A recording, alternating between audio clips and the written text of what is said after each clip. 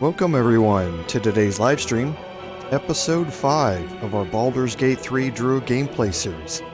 I'm Commander Jorval and I want to thank you for coming along on a journey today.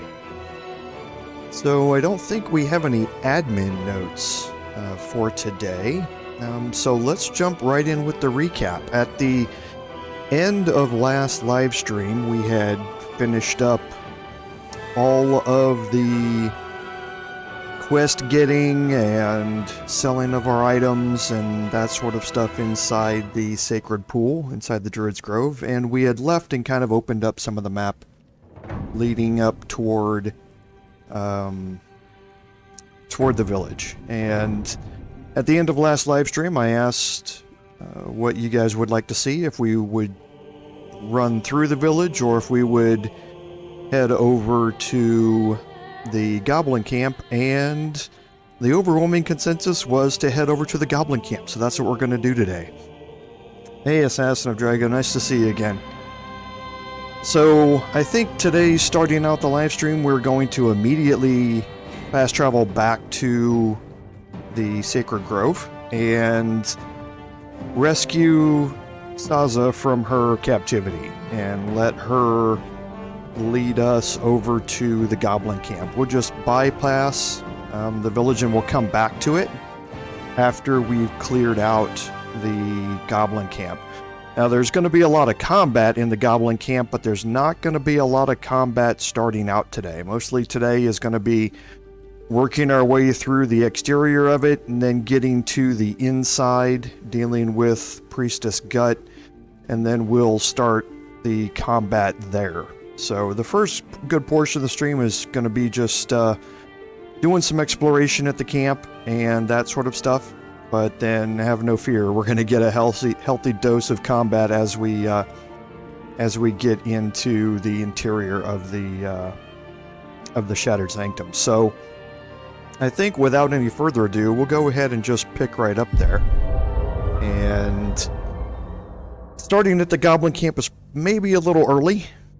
For me to be doing this. I'm level 3, I'm not level 4 or 5, so I don't have any hefty AoE spells and that sort of stuff to rely on, and there's a lot of goblins in the Goblin Camp to deal with, but I think we're going to be okay, and it will allow us to get some use out of the Gloves of Power.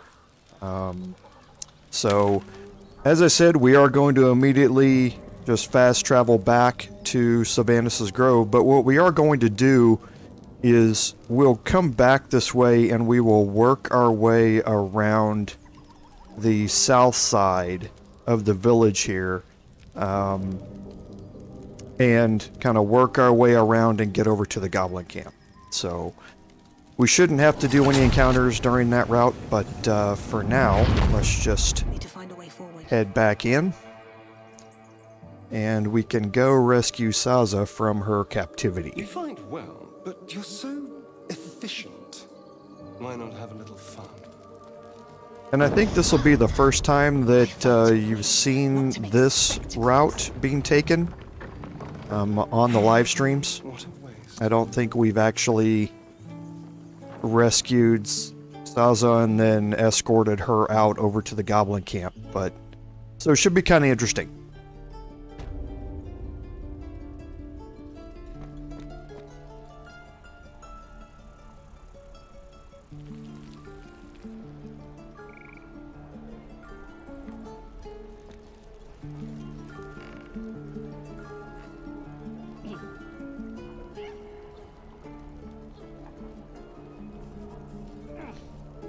Trust no one.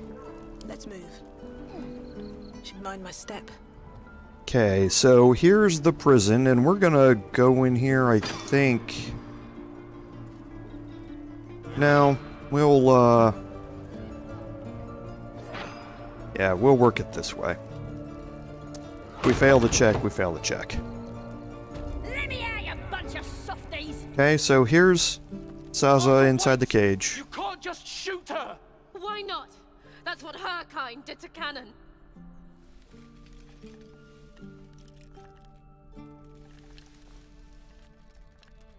Put it down.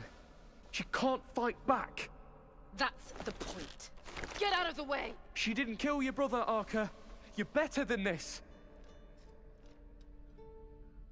Shoot before you lose your nerve, Tiefling. If you ever had it to begin with.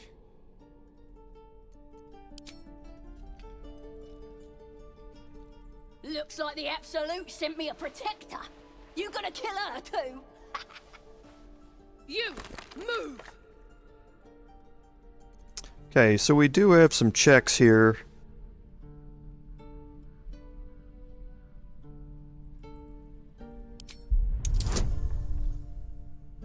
So we can add in a bonus here from guidance. It's a DC 12. Okay.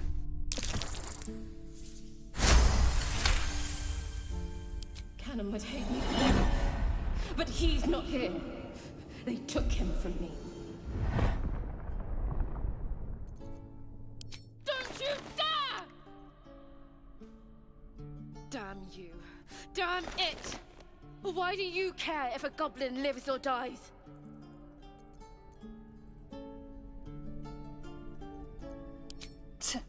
Your soft heart will be the death of us. Not sure I get that. The bars don't make her special. But fine. Whatever. It's all right, Arca. Let's go.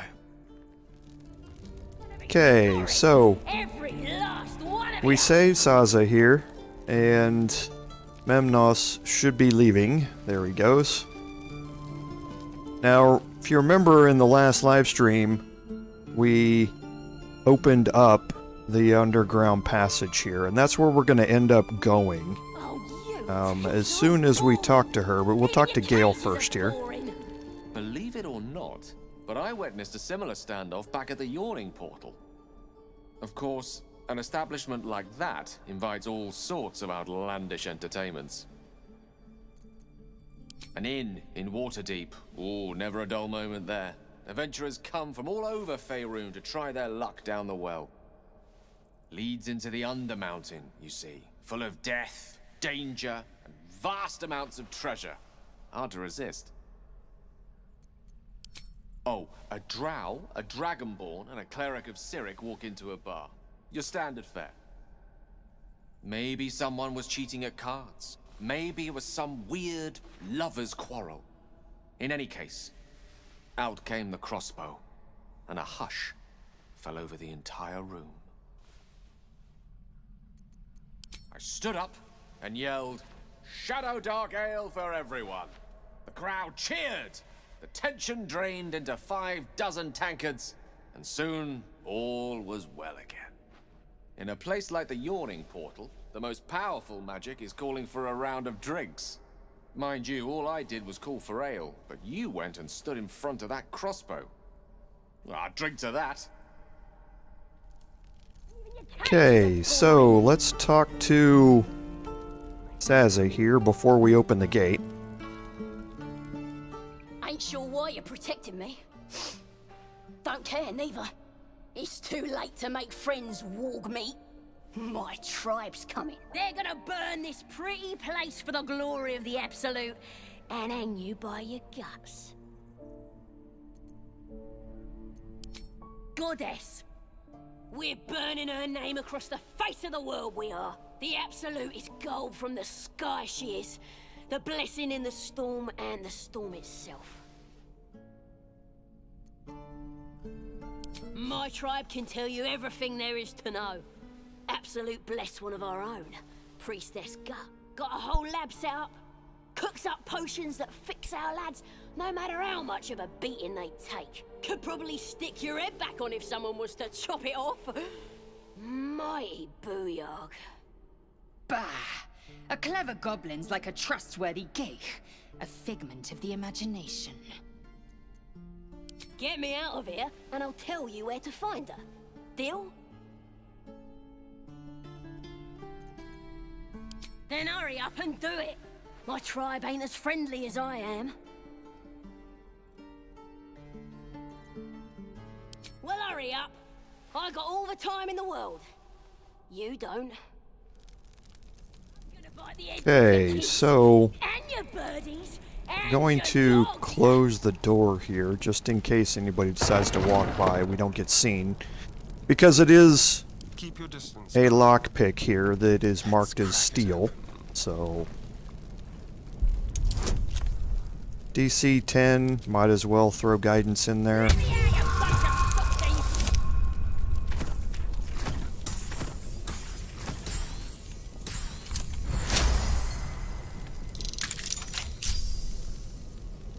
Shouldn't have wished to live in more interest. Bloody thieves everywhere. I met your friend. Ready to go? Happily. Lead the way. Alright, so Sazza's with us. Now there are a couple of... The way you're intended to go is to come through this door here, and then knock down this broken door, and then walk your way across here, climb up, and go in. Now there are some torch stalks down here that you have to pass a perception check to see, but you can just walk up here to the edge, and now you see that Sazza's following along with us, and you can just jump across over here.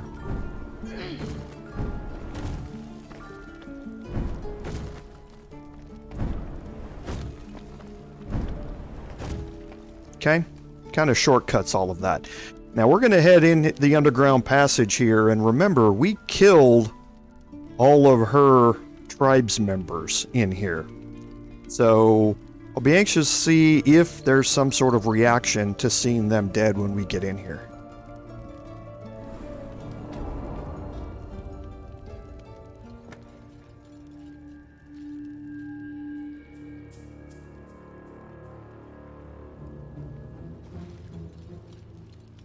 Okay, and here are the bodies. So we'll see if she reacts.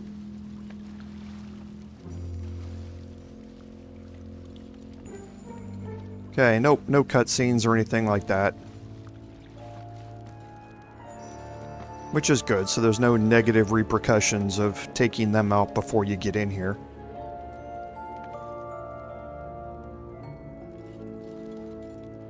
Okay, and now we'll just make our way up here and head back out to the road. Here we go. Thought I was never gonna get out of there. Good to be free again, gotta say.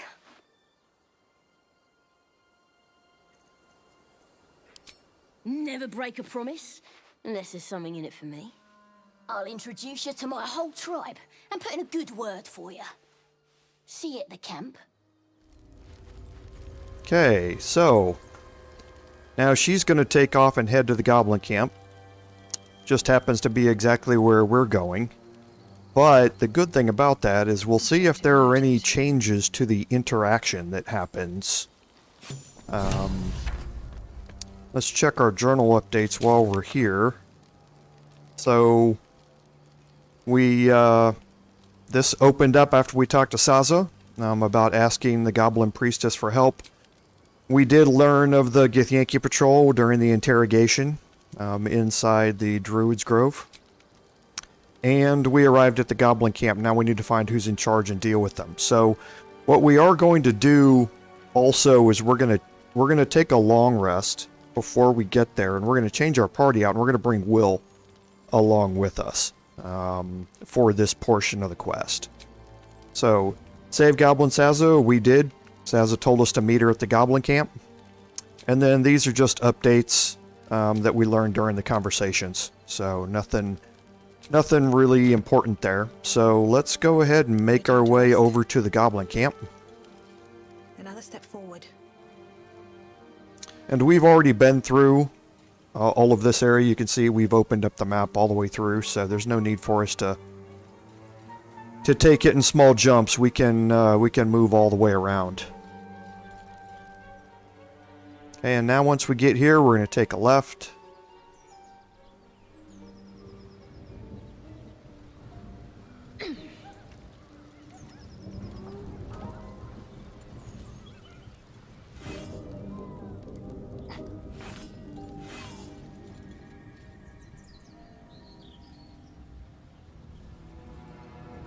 Okay. Now, up here, we have another entrance to the gate, or to the village, and we want to stay away from this. There are a couple of goblin guards up here, so we want to stay on this low road down here as we move around. And since we're in new territory, we'll start taking it a little easy and just moving up little bits at a time.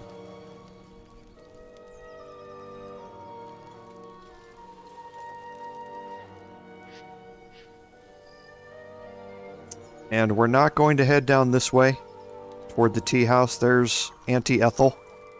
We're going to avoid this conversation for now. She went to see you. We know she did. You know absolutely nothing, yet you just...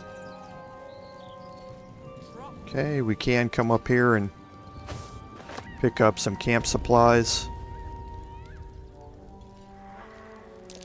Okay, we did perceive the dirt mound, which is good.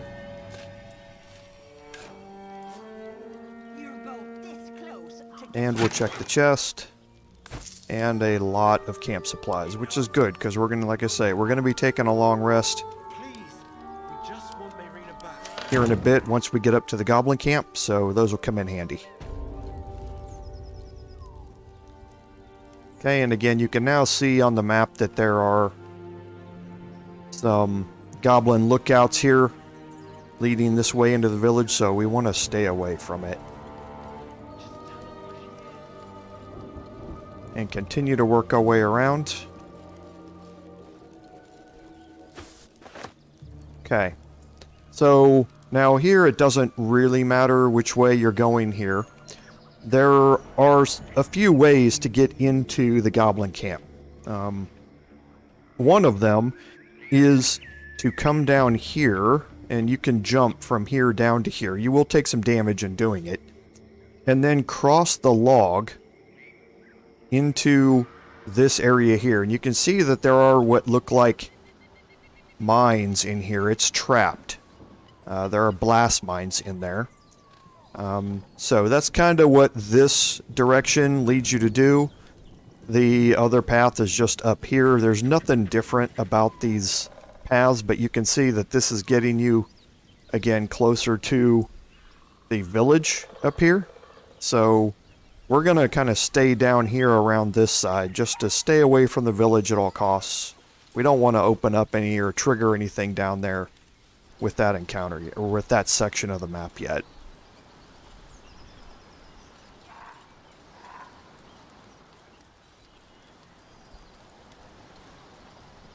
And there is the bridge that leads you the main way into the Goblin Camp.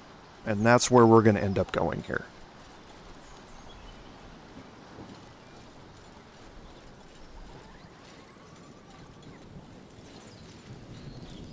Okay.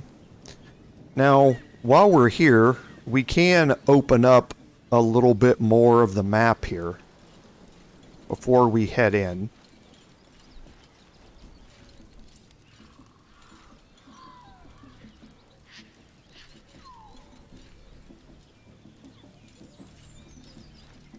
Okay, and we have Arca here.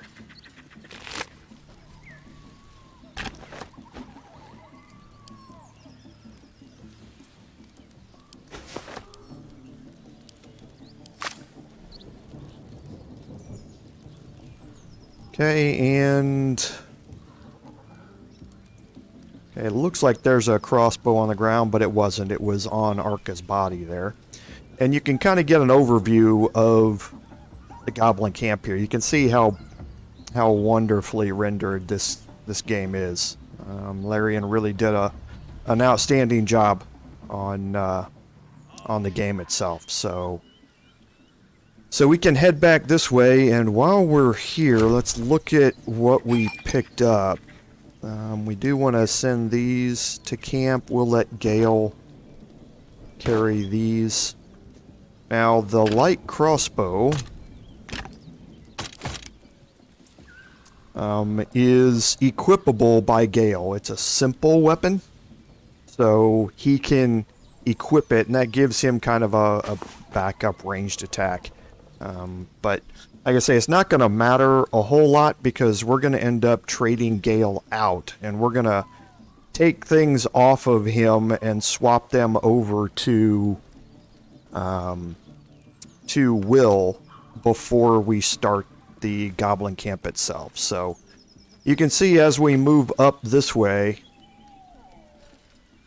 that we then get into another way into the village. So the only way to get to the Goblin Camp is to make your way around the south side. There's no way going around the north side of the village to get over to the Goblin Camp. You're meant to really clear out the village portion first before you head into the Goblin Camp, but if you want to skip it, you have to make this long detour along the south because there is no way to go up the north to get around over here. So just be aware of that if you plan on doing it in the same order that I am here. And now we are going to take our long rest.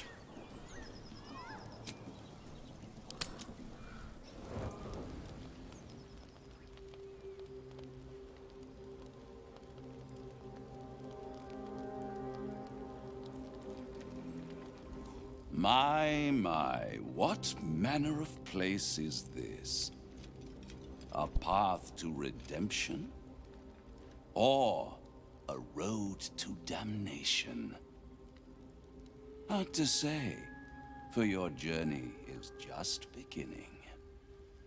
What would suit the occasion? The words to a lullaby, perhaps. The mouse smiled brightly. It outfoxed the cat. Then down came the claw. And that? Love. Was that? They do know how to write them in Cormier, don't they? Well met, I am Raphael. Very much at your service. Neither. The fox, rather. Hiding, in a word. A silent observer, about to break the silence. Of course, what I have to say merits some privacy, as well as some more, let's call it, refinement. This quaint little scene is decidedly too middle of nowhere for my tastes. Come.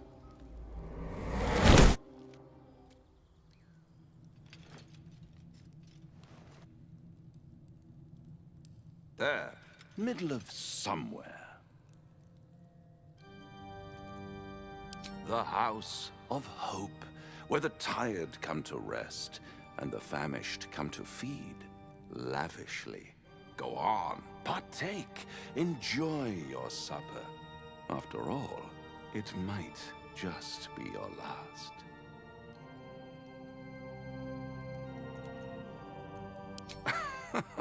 Are you not entertained? Well, far be it from me to disappoint.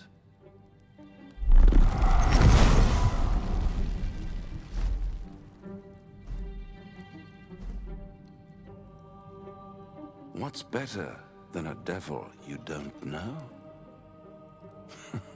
A devil you do. Holy in hells. You're a Cambion. And so much more. Am I a friend? Potentially. An adversary? Conceivably. But a savior? That's for certain. Come now, why play hard to get when you're in deep over your tadpoled head? One skull, two tenants, and no solution in sight. I could fix it all, like that.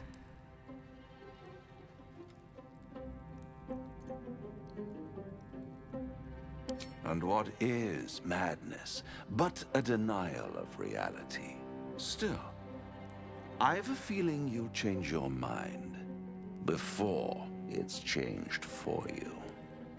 Try to cure yourself, shop around, beg borrow, and steal. Exhaust every possibility until none are left.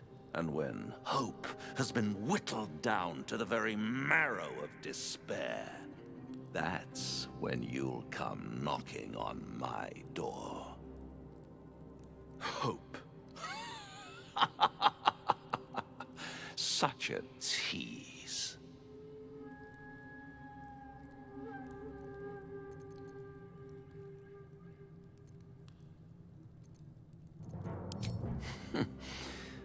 I've always wondered what a laughing mind flayer sounds like. All those pretty little symptoms, sundering skin, dissolving guts, they haven't manifested yet, have they? One might say you're a paragon of luck. I'll be there when it runs out.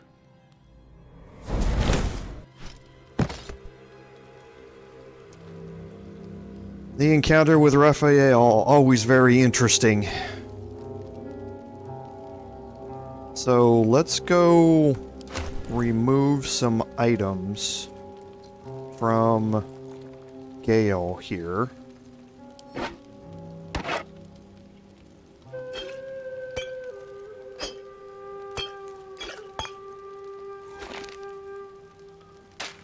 And we will...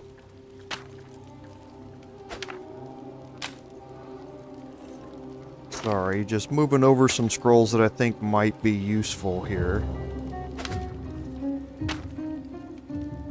Don't think the ring's going to be useful, but we'll take it anyway.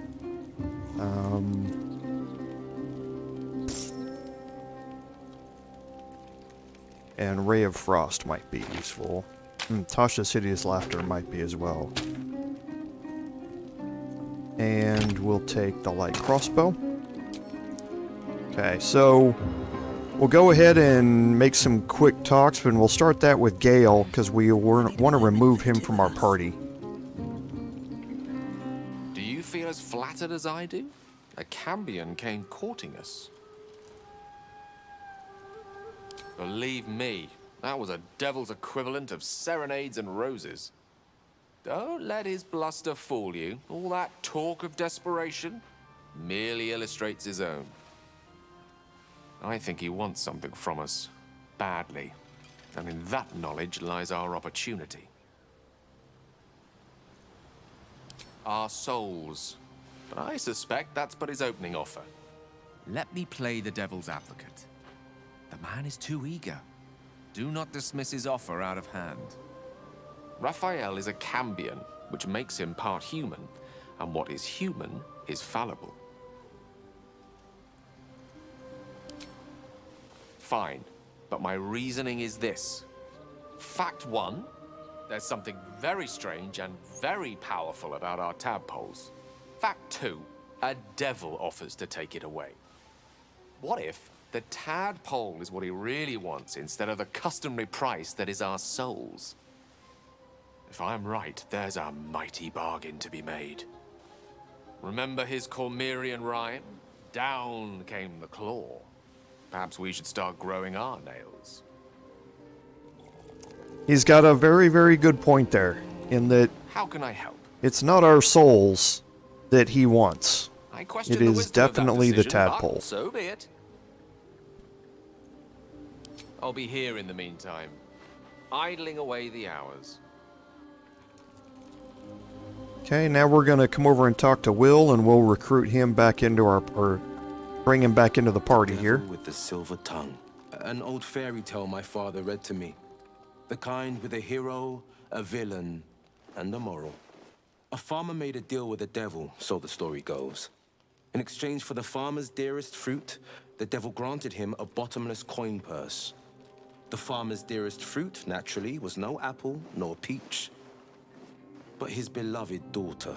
We can learn a lot from fairy tales, don't you think? Do not trust a devil. Is that plain enough? Refuse him.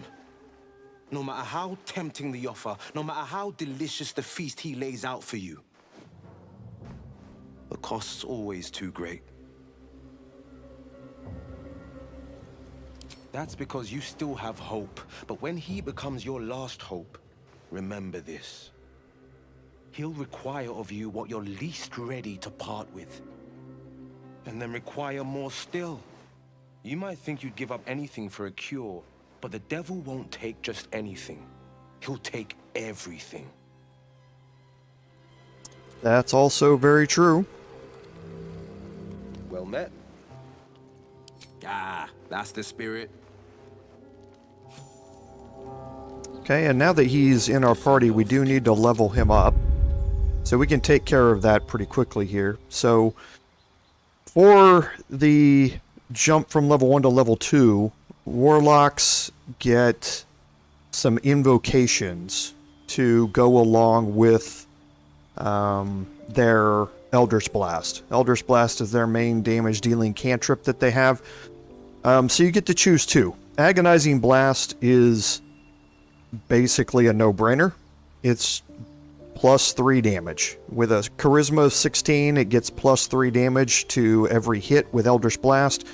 It's a no-brainer to take it. For the rest of them, you can gain various other types of spells that you can cast as cantrips or other bonuses to your Elder's Blast. So Armor of Shadows basically lets you cast Mage Armor anytime you want. Beast Speech gives you Speak with Animals, which we obviously don't need. Beguiling Influence is you gain proficiency in Deception and Persuasion, which on top of your Charisma modifier makes Will a very, very good person to lead in conversations where you're trying to persuade somebody or deceive them. Because not only does he have a great modifier, but now he gains proficiency, which means he's going to add proficiency bonuses on top of that. Devil's Sight, because Will is a human, he doesn't have See in the Dark. This allows him to have that. Fiendish Vigor allows him to cast False Life on himself without expending a spell slot, so he gains 5 temporary hit points. Mask of Many Faces is Disguise Self. Again, not very useful so far in the early access, but possibly might be in the full version. Repelling Blast lets you, whenever you hit somebody with an Elder's Blast, it pushes them 4.5 meters away from you. Now this can be very, very interesting in that, especially with the verticality in this game, you can knock people off of cliffs into the void and kill them. You can knock them into a whole bunch of various locations, like knocking them into fire surfaces and that sort of stuff. It's very, very useful. You also have to kind of watch where you use it, because it can make enemies unlootable. So if you use it on a boss and you knock them into a big pit or something, you might not be able to loot them. So you have to kind of watch where you use it, but it can be very, very useful. Then Thief of the Five Fates allows you to cast Bane once per long rest. We're not going to necessarily need that. Bane is very powerful, but we have another way of getting Bane cast on a single target. So we're going to go with Repelling Blast this time. And for our spell here, Hex is very, very useful. Hex basically allows you, it's very similar to Hunter's Mark in that whenever you attack it, it gives you bonus damage, but they also get disadvantage on any ability check that we choose. Now, it is a concentration spell, but Elder's Blast does not require concentration to hold, so Hex is a good spell to start off with, to begin with. And then for replacement spells, these are the spells that we have. We have Armor of Agathis and Arms of Hadar. You can at any time swap one of these out with another spell here. So I think, or I'm sorry, these are the spells that we have available. At any time we can swap these out with one of these two. Neither one of these two are any better than what we want, than what we have or what we want to do. The only one we might swap out is Expeditious Retreat. Yeah,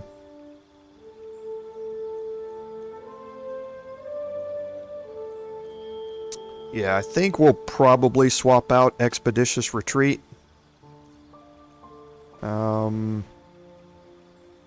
And we might as well put in Armor of Agathis here. Okay. So then Wyll has another level up to level 3.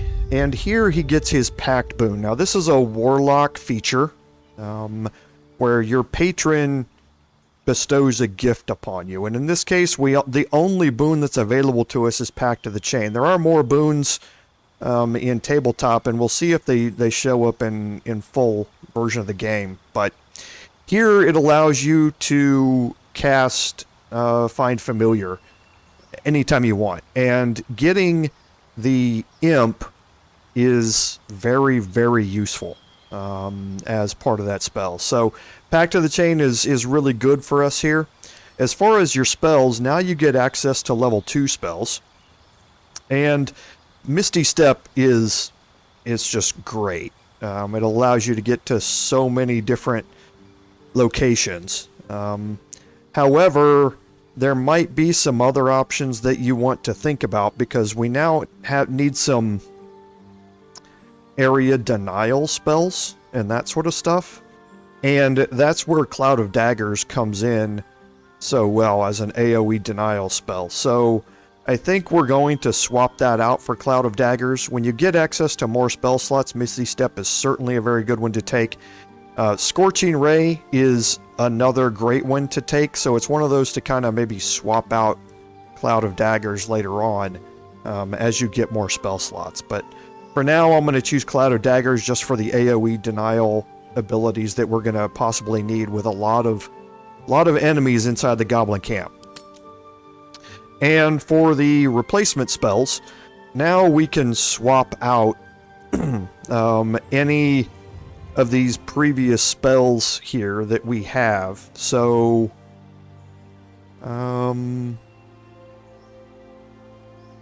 I think, oh, I did that backward last time. So I think what we probably want to do is get rid of Expeditious Retreat and put in Scorching Ray instead. Okay, yeah, I did that backward last time. So, okay, so now that we've finished up things in here, we can do a little more talking. Shadowheart had something she wanted to say. Bloody hells. Literally. Just when I think I've got a grasp on our dilemma, a devil shows up. No matter. We've dealt with every other oddity thrown at us lately. We can handle this one too. Now, as for this Raphael, he knows our secret. He claims he can help. What do you make of him?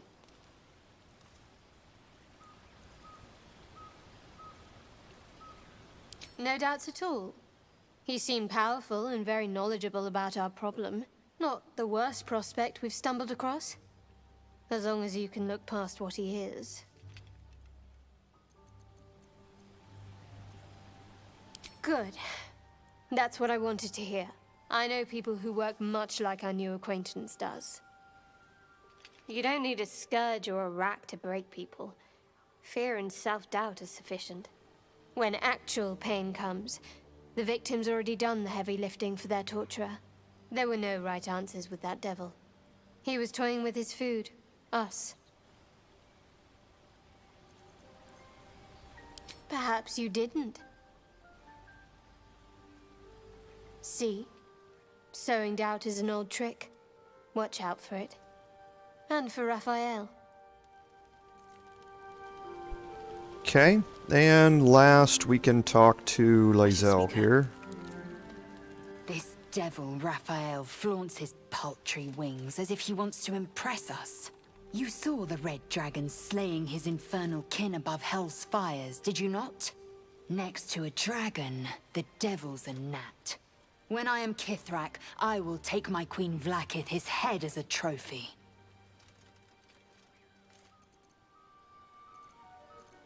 Githyanki Knights, the riders that chase the Nautiloid. They are the commissars and enforcers of my Queen Vlaakith's will. Vlaakith bestows no greater honor. To wield a Kithrak's silver sword is my destiny. I will earn my Queen's favor. and I will conquer every layer of hell should she command it. The Geich are my kind's mortal enemy. It is not unusual for the Kithrak to give chase. To penetrate the hells, this is unusual. But I'm not one to question the wisdom of my queen. I can see but to the horizon. Vlaakith's sight pierces the many plains.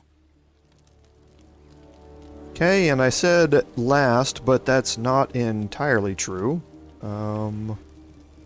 We do have Astarion to talk to as well.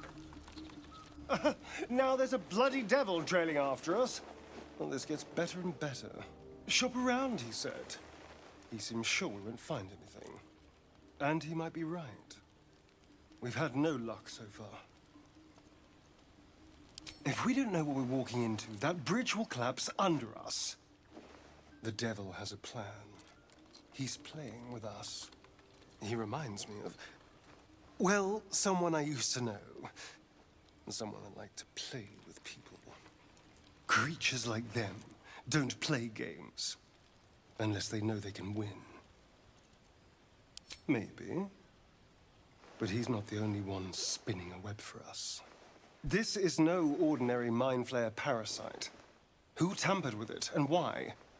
What do they have planned for us? And why are we important enough that a devil comes knocking on our door? If we find those answers, we might have a chance. Okay, so now we can head back to our traveler's chest and we can pick out our supplies here. So that's 18, and another 18 is 36, and the mushroom makes 40. Here goes nothing.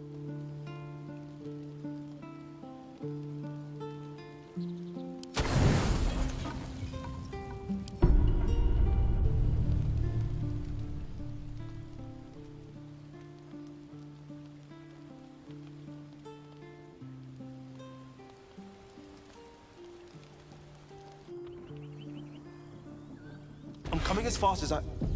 Drow? What do they... Hello? Okay, so now let's equip Wyll. So we can drop the supply pack.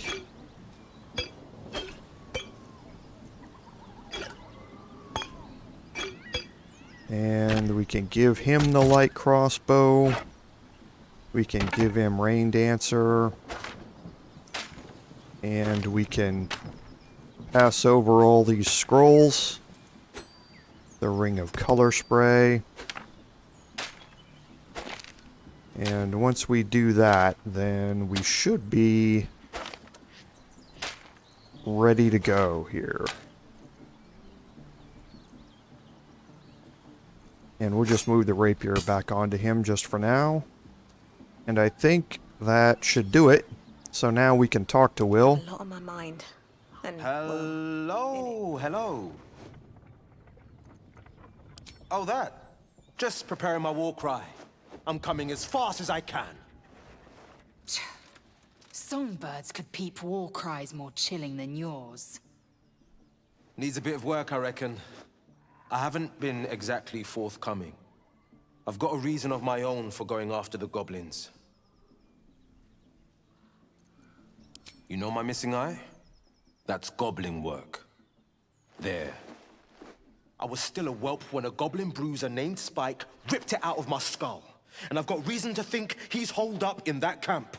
So don't go beheading every goblin you see. At least not till I finish my business with Spike. Okay, so this is going to be interesting. So let's do a quick save here. Because there are some opportunities for this to go very, very wrong by having Wyll in our party. Can't slow down. But we'll kind of see how things go here. Our goal here is not to get into a fight on the way in. The goal here is for us to get into a fight on the way out instead. But we may switch that up if getting an opportunity for Wyll to talk to Spike presents itself. But we'll see what happens. So, moving our way in, you can see I'll tell the gods what's what. here's Sazza here. What are they doing over there? Chasing bird? Goblins ahead. What do we have here? We'll need... Well, look what the rat dragged in. Can it? I know something Ragslin will want to hear. Yeah? What's that? I've been in some Druid's grove. This one sprang me. Now move over so I can tell Ragslin myself. Hold on. Where are the raiders? Dead. Every last one. Ragslin's drow friend won't be happy to hear that. She'll be happy enough when I tell her where them looters is holding up. Let me through. Hold on now. Is it true what Saz says? You helped her escape that grove?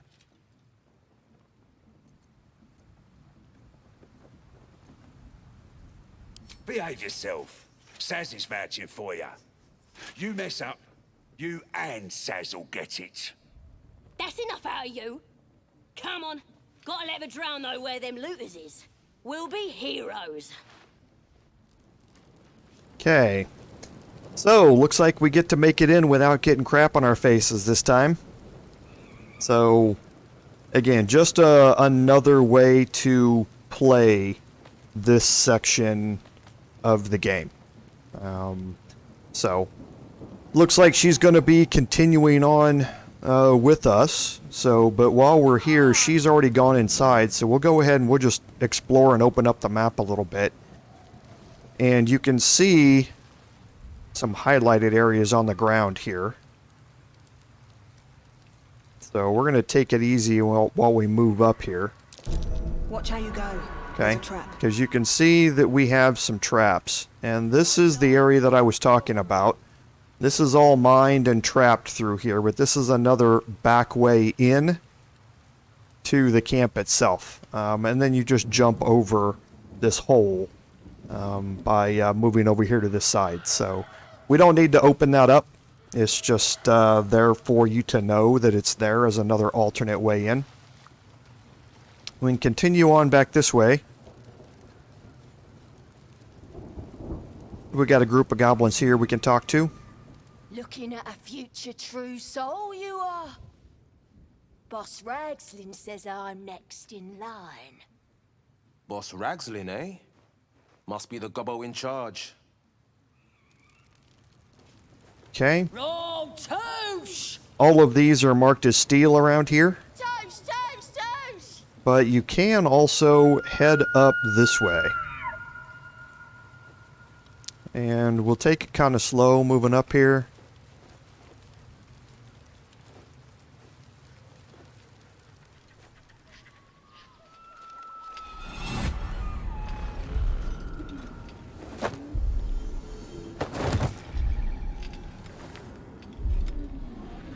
Hear my voice. Obey my command.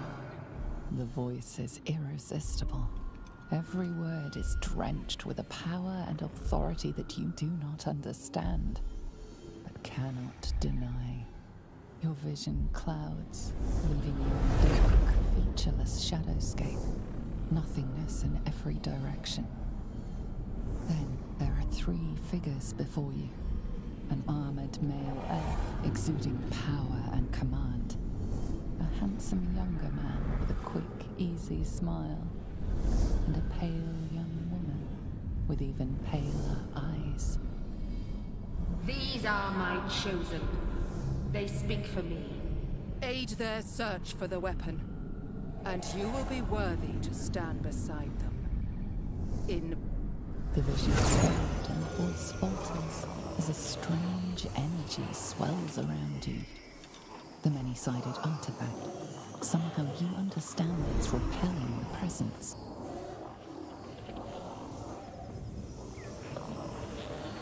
my power grows, my forces gather, the reckoning draws near. The voice is quelled. The artifact's doing Whatever power the artifact possesses, it shows no sign of it now. So I was wondering what was going to happen with Shadowheart not being in our party, and she was the one who had possession of the artifact. It looks like it just teleports it to you, and now it is bound to me. So that's what bound means. It's connected to me, and I'm probably not going to be able to trade it at this point. But that was the ultimate thing anyway, so we'll kind of have to see how Shadowheart reacts to that. And we'll slowly move our way over here. Okay, 2 perceptions failed. So we'll have Astarion cast guidance on Lae'zel. And now Lae'zel will move up.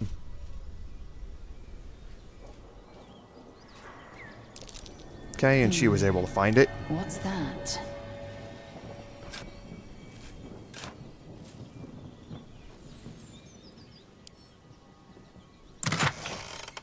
Okay, you don't need the rotten eggs. We will take the courgette.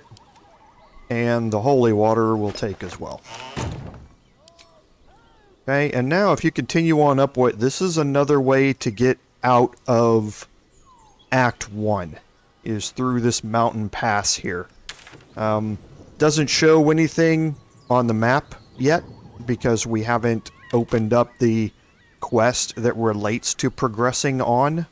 But again, it's meant to be that the Goblin Camp is another of those gateway encounters that you do before you head out of Act 1 into the remainder of the full version of the game.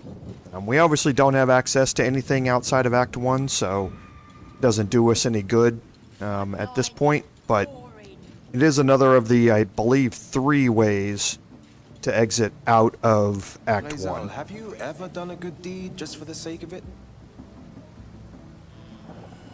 I have performed deeds well and efficiently. Is this what you mean? Not exactly, but you answer my question. So we can just head around this way and kind of open up some more of the map, and we do have a skeleton down here we can search. Nothing there. And you can see that we can kind of head around this way. And you see that there's some knotted roots here. These take you back up top to the main gate where we were. So you can jump across here, take those knotted roots up, or you can take the knotted roots down from the main gate and jump across and get over to here. So just another way to progress without going through the main camp here.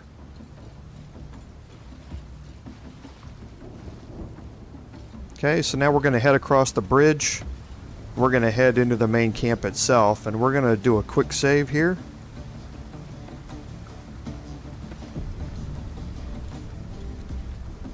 We can do some quick searching when we walk in.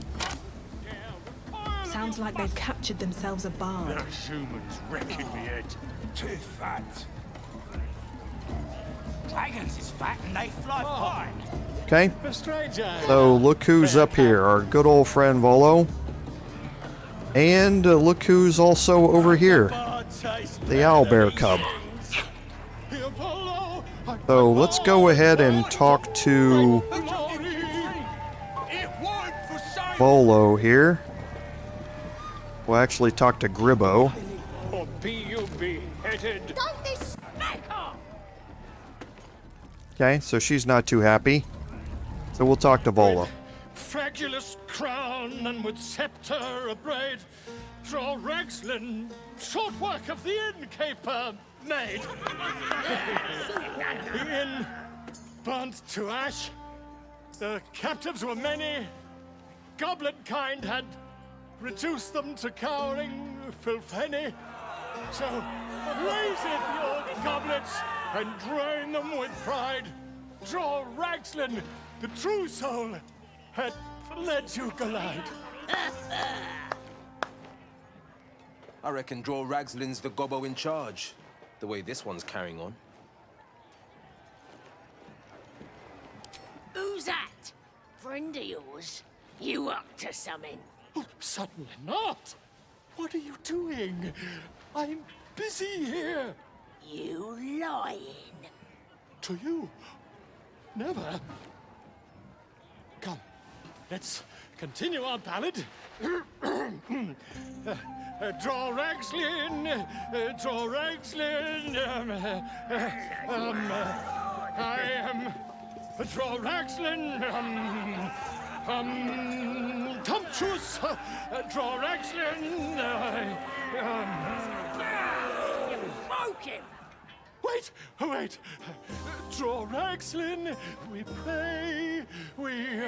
Come on, pigeon. Back to your cage. Now, look what you've done. Okay, so that opens up the quest for us to rescue Volo. And Gribbo's going to take him and lead him back to his cage inside the Goblin Camp, where we will see him later on.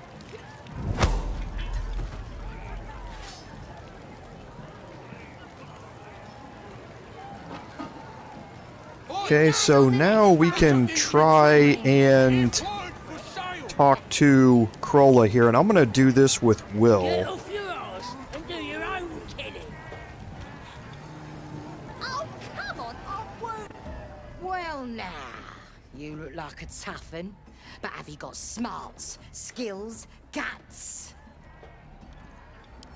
And you're gonna need it, mate. This ain't your standard dungeon dive, right?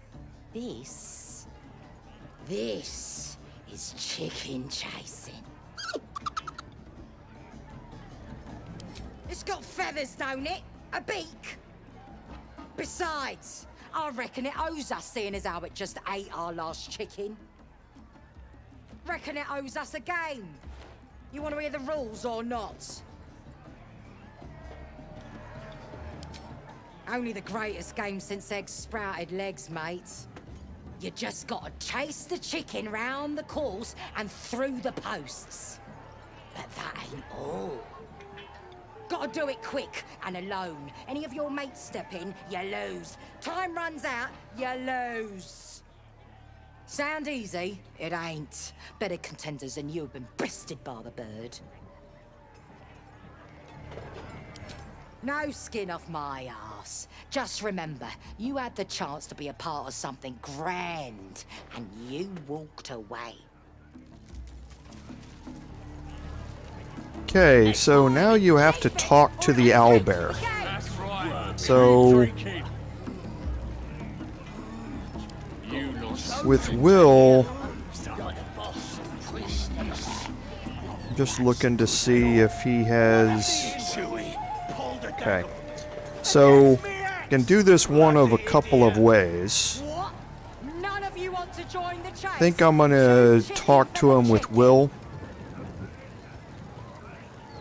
and see if there's an animal handling check in there. So we'll wait for him to come back around. He's going to come around this way, and we'll click on him and talk to him when he gets close. All the great chasers are dead. Runny Cobb, Splitfoot, Tark the Toenail, legends.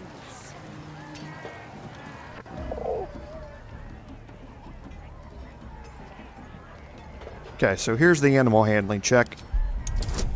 So it's a DC of 10. We've got a +2 animal handling bonus. We'll add guidance onto that. Perfect.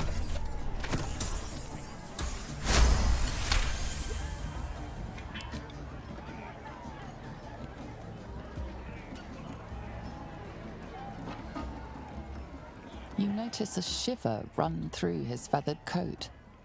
Fear. A desperate longing for the safety of his nest. But his mother is gone, taken.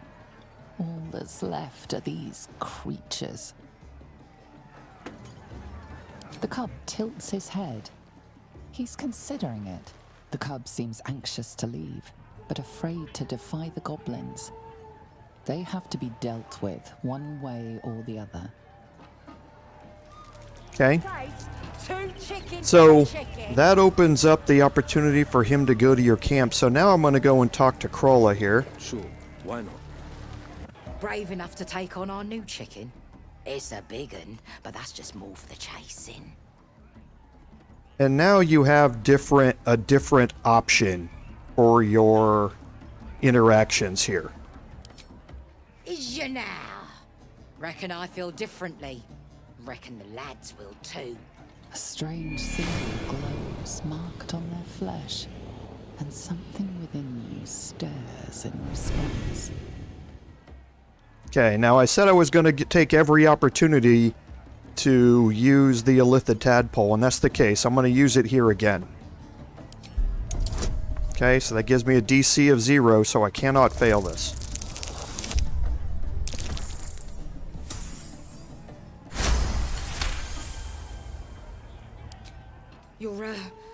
You're a true soul. A shiver runs across your mind. You feel sated. Beg pardon, please, take it. A gift. Reckon it's too fat to run anyway. Okay. Safe travels, chum. See you at camp. All the great chasers are dead. Runny cob. So now the owlbear has run off and said, see you at camp. So we'll talk to Wyll here real quick. I'll be damned to the last hell. We can connect with others. Try to mold their minds. Handy power, if you ask me. Maybe the brain bugs aren't all bad.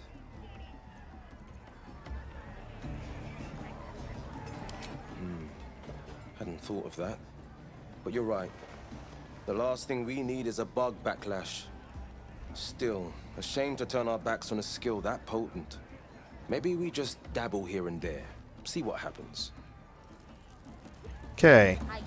So now while we're here, we're just going to go open up the remainder of the area here in the Goblin Camp. Okay. There's not going to be a whole lot we can search for or we can do inside here, but we do have some interactions that we can have. Now we did use our tadpole power today, so we won't be able to use it again until we have a long rest. But we can talk to Crusher here. Fresh disharmony, bare ends. Weaker than pixies, humans. Oh, you got him good. And who are you? Another pest? Humans. Think you rule the world. Ha! The mark glows, but you feel nothing in response. Your Elithid power is beyond reach until you rest. Everyone says that. And then they spit in our faces. But no more. Things are changing. We got the Absolute on our side now. You better learn your place. Go on. Kiss my foot. Or I'll wipe that nasty look right off your face. End him or leave him. But don't you dare grovel to this slug.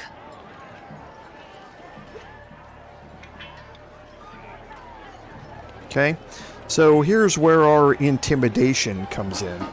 We have intimidation proficiency with Wyll, and we also have +3 from charisma. So this is why I chose to do this encounter with Wyll, because it's a DC of 15. So right now with my pluses, I'm back to a 50-50 shot. I can add guidance in here as well. Perfect.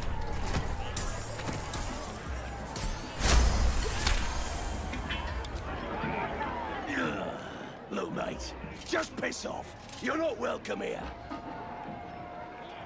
Okay, so I can also try and push my luck here. Again, a DC of 15. And a nat 20. I've been rolling really well. It's going to come back to haunt me. The goblin stares, mouth agape. Then he sets his jaw and falls to his knees. There. I've done it. Arrogant swine. Okay. He kissed. What was I saying? They just had to talk to me. Gracia just licked some toes. I've got to take a piss. Okay, and now they're going to take off. And there is a dead adventurer back here, and this allows us an opportunity here. So we can toggle group mode. We can take Astarion up here. And if we hide... Okay, so you can see where the detection cones are. Right now, he's not inside one. And there's nothing on the adventurer, so... But don't take that for granted. Like I said, there might be something in the full version of the game there. But you won't be able to search him without that encounter and them moving off. So that's why I think it's just another one of those things where there might be an opportunity later on.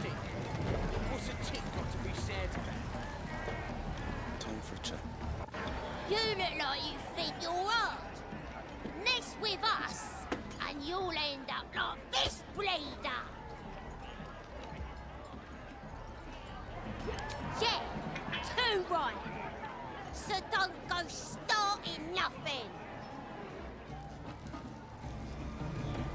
Okay. Let's get going. So we can move out here to the edge. And we have this lower area down here, which you can see takes us all the way down here. So we'll go down and do some exploring. And we'll move slowly here. Okay, so we did make the perception check.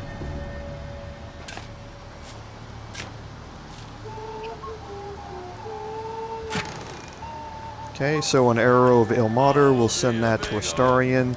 Thieves' tools, we'll send those to Wyll, and we'll pick up some more holy water. Again, Astarion doesn't need any more thieves' tools. He's chock full of them now. Can't even enjoy a drink in peace. Okay. Now you can see we can make our way down here underneath the bridge. Don't get peed on. And the camera doesn't like being underneath the bridge. Never mind.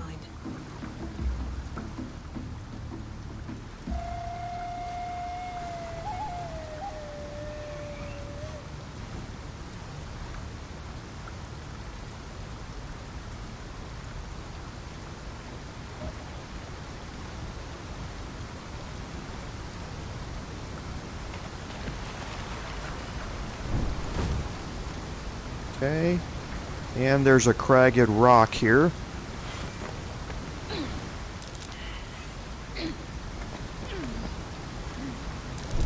Stay vigilant.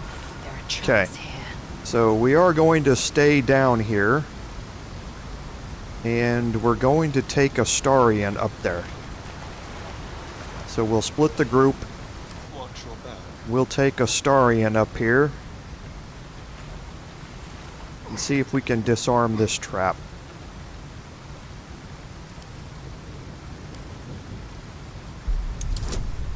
Okay. DC of 15. We'll add in guidance here as well.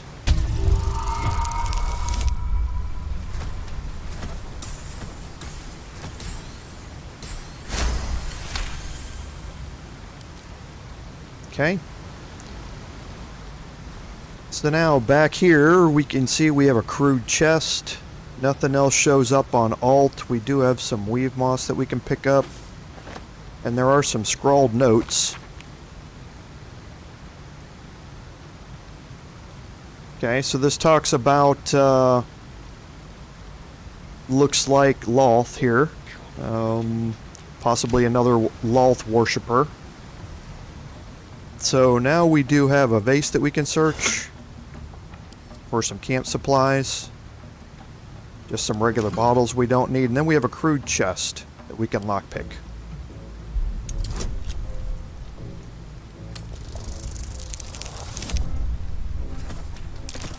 Okay. This is why you bring Astarion. The lowest number he could roll and not auto-fail it, and he still passes it. So, Okay, so here we have some wine that we will send to camp. We have a parchment that we can read. And it talks about some visiting with Ragzlin after the chicken chasing thing. And then afterwards that they'll come to Moonrise, and she's the one with the stumpy leg and the gammy eye. This is Claga, who is writing this story down. Fungal bouquet to a drow adorns this crumpled letter. So we can take this. Will sell it. Will can sell the bronze necklace, and then we have the great axe +1. We'll send that to Lae'zel. It's a good backup weapon for her to have if I don't want to be using fire damage on something. That allows her to change out to a regular +1 1d12 weapon to use. So, Never wanted the easy path. and that's everything down here. So that's what exploring does when you walk around. And don't forget the verticality of these games. And by these games, I mean all the Baldur's Gate games, because they're all the same way. Always look around. Always look up and look down. Move your camera around whenever you can, because you can possibly miss things if you don't. Yeah. Okay, and there's no other way to go out this way. So. Okay, so here we can pick up some camp supplies. We can head back, and there's a wooden crate that we can search. There's also a wooden chest over here that we can have Astarion unlock. And now with my brother, swallowed him all. Yeah, they're awesome. Okay, so we can add in guidance. Not a problem.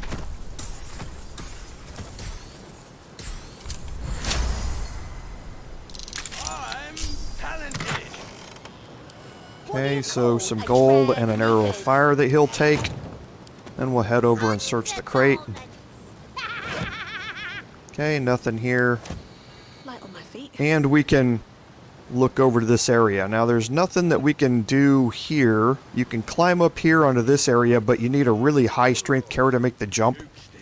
But otherwise you can just come around this back way and take this ladder up here to the top. So that's what we're going to go do.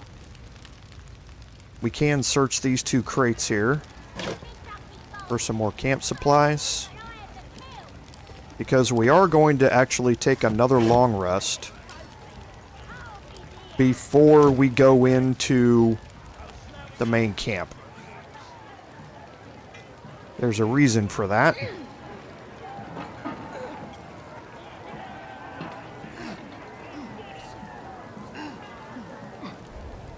Okay, so we'll let everybody join up here.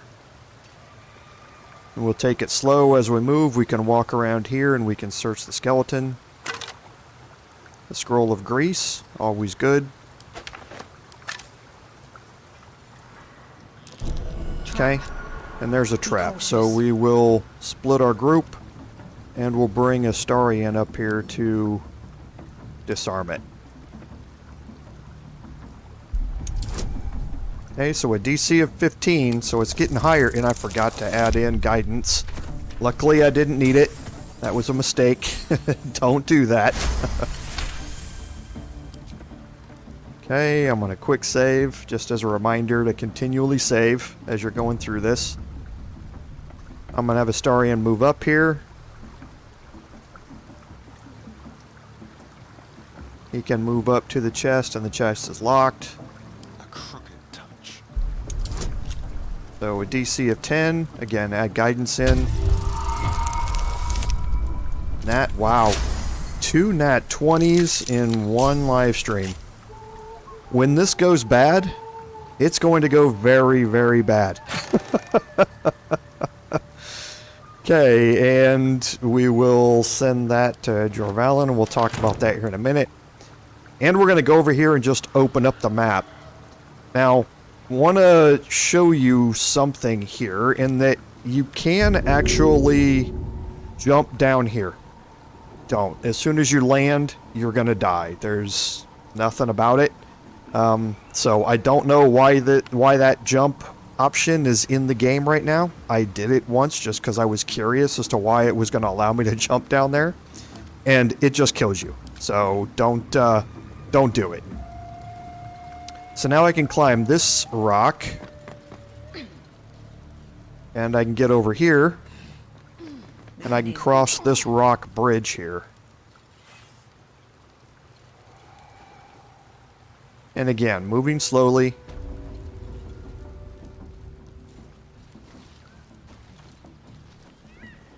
Okay, and I can actually split my group. I'm going to use Astarion to cast Guidance. These things have stayed interesting. And I'm going to move up here.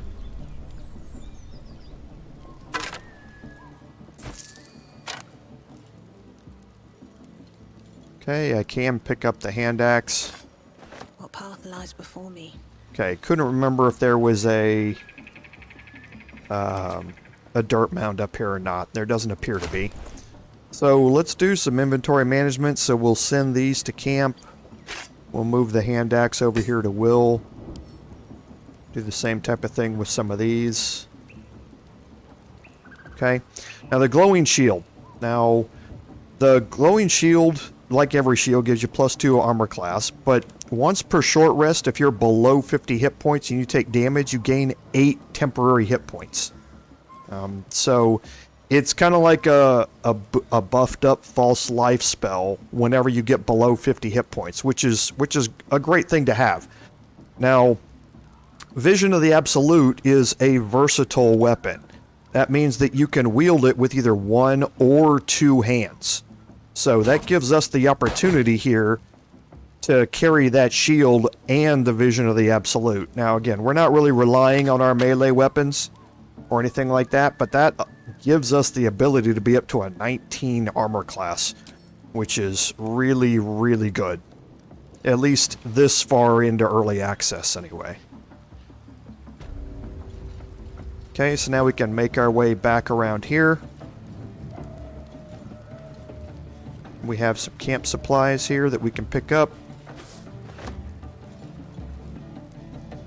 And we can continue making our way down. Got the better of them. Okay, so we did find a dirt mound here.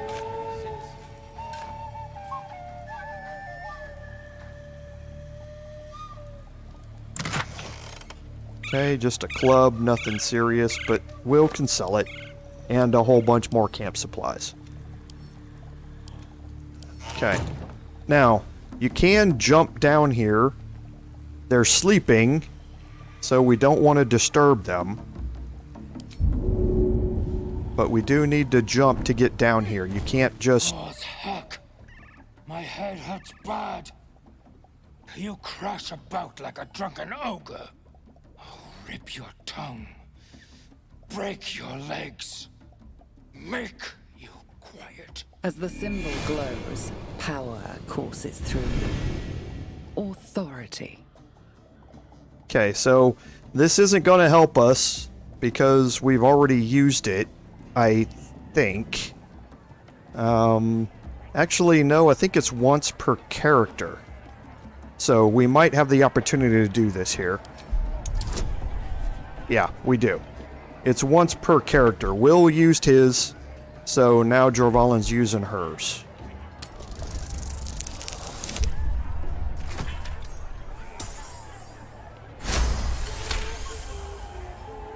I hear the absolute in you. Do not disturb me again, true soul. Okay. So now I think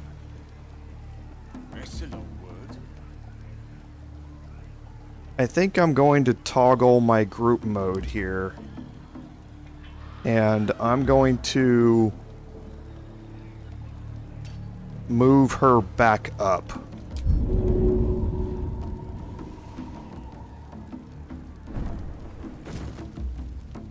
And I'm going to group everyone back up, and I'm going to go the long way. I don't want to take the chance that them jumping down here is going to wake them up again. So I'm going to go take the long way back here. And that means heading down the exact same way I came in.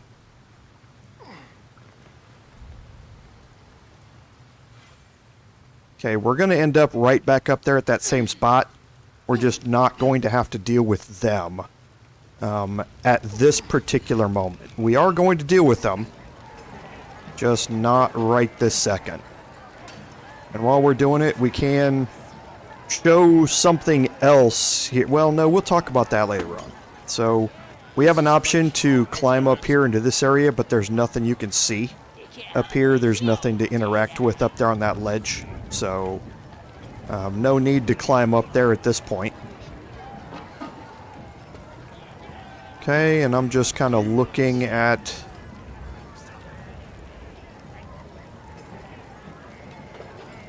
the various goblins that are out here.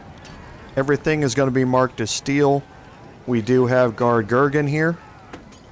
He's an ogre, a lot of hit points, slightly drunk. So you do want to kind of avoid all of them. Now, you notice that there's also these fire wine barrels that are around here. Those can explode, cause a lot of damage when they're around here. Let's see what else is down here.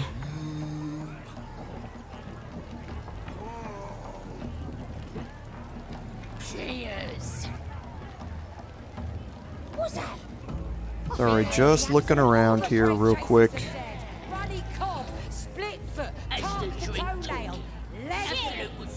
Okay, so we're going to go over here to this side and look. This is the chicken chasing course. This is part of the mini game that you would do if you didn't want to go about rescuing the owlbear how we did it.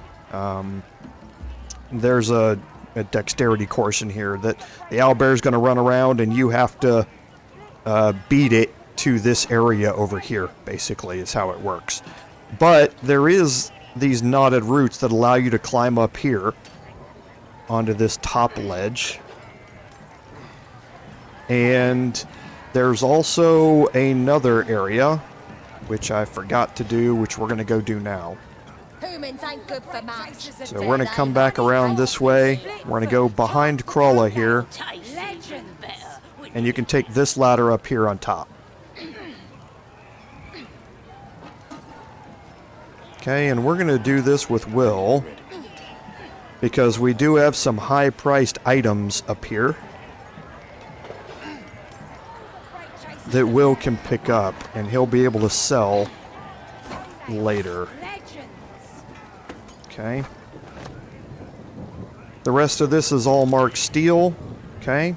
But you see that there was a perception check. So we're going to have Astarion cast guidance on Jervalin, and she's going to move up here to this area. Okay, and she found the dirt mound. What's that?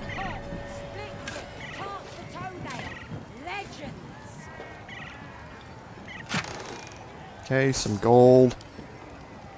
Bronze ring that Wyll can sell. Scroll of Witch Bolt, which is nice. That'll go to Wyll. We'll take the scroll of Detect Thoughts, and the scroll of Blindness we'll send to Wyll as well. And heading on this way is just another brazier. We can search this crate for some camp supplies. Okay, and now we can group everybody up and we can head back down. And now we're going to head back where we were just a second ago. All the great chasers are dead. Runny Cobb, Splitfoot, Tark the Toenail, legends. Someone ought to roast. Sorry, just looking around here. Okay, so we're going to head over here and we're going to climb up these roots.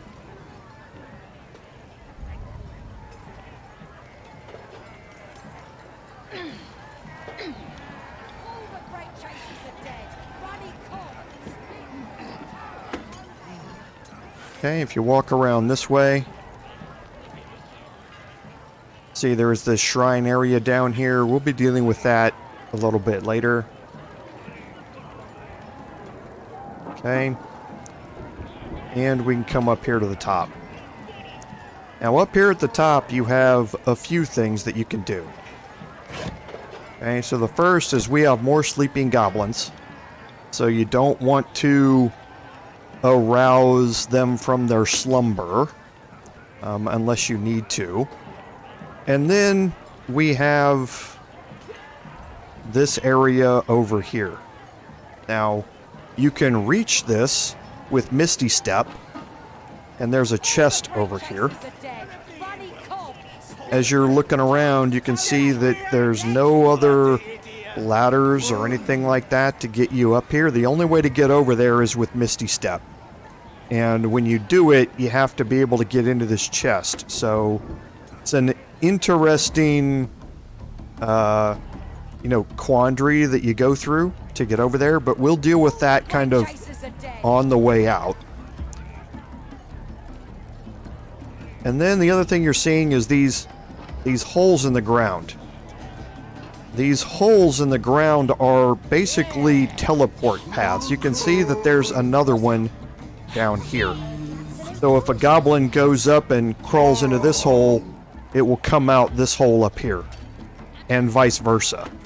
So you may think that you're safe up here on the high ground, but the goblins from down here can very easily get themselves up through these passageways and don't have to climb ladders or move all the way over to a certain spot to get in. So be very careful when you're dealing with triggering a fight out here, because the whole thing can go south really, really fast with them having access to the top here. Okay, so moving around the backside here, we now get over exactly where we were. Over here, we can walk by them without a problem. Okay, and we're going to grab Wyll again. Go over here and talk to Booyog Fiddle. Doesn't make... Here, help us out. Says here that goblinoids are obstreperous and malodorous. What's that mean? Ain't that the truth? Proper stink around here, now we've settled it. And all that ruckus makes it hard to concentrate on reading. Belonged to some bloke who showed up here asking questions. Bold as a bugbear he was. Said he's writing a book about the Absolute. Lads didn't like that. Said he was a spy or some such. Think they've locked him in the cells already. Well, I had a good chinwag with him though. Interesting bloke. I ain't finished with it. There's enough reading here to last me a lifetime. The mark glows, but you feel nothing in response. Your illithid power is beyond reach until you rest. Okay, so I do have intimidation here. I do have charisma and an intimidation proficiency. So it's a DC of 15, so again, back to a 50-50, and I'm going to add guidance in here. Let's say it's about time I failed one miserably with all the nat 20s I was rolling. Wanna fight? Take your best shot. Half the camp will tear into you before you have a chance to regret it. Okay. So we'll deal with this later. I should have chosen somebody else to use their tadpole with, instead of doing it with Wyll, but I knew that Wyll had an option there with his intimidation proficiency to be able to have some good rolls. So now you come up to this spot and you see that there's a cracked wall here that has lesser toughness. Only a hit that deals at least 10 damage can damage it. Well, we have somebody who can do that.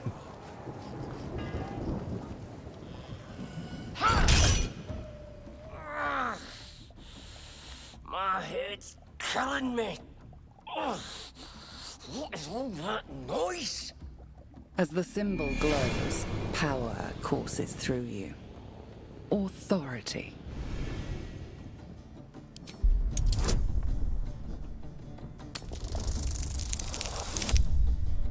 Okay, so now we get Lae'zel the opportunity to use her tadpole. Don't need to tell me twice, boss. A shiver runs across your mind. You feel sated. Good night. Okay. So, I'm not entirely sure this is going to work here.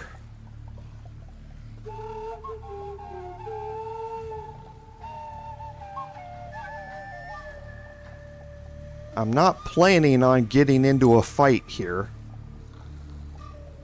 but I do want to open this up. So if we get into a fight, we get into a fight. It is what it is. Can you go be a true soul somewhere else? Okay, so it's not letting me, not letting me do anything with them here. So let's go ahead and get rid of them. So a novice and a booyog, so we'll go after the novice first. Let's actually hide here first. Let's group hide.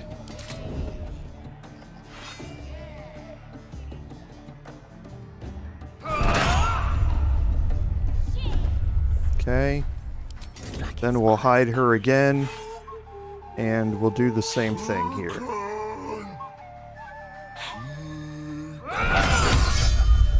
Okay. So now we can get out of hide, and now we'll walk up here and see if we can damage this wall.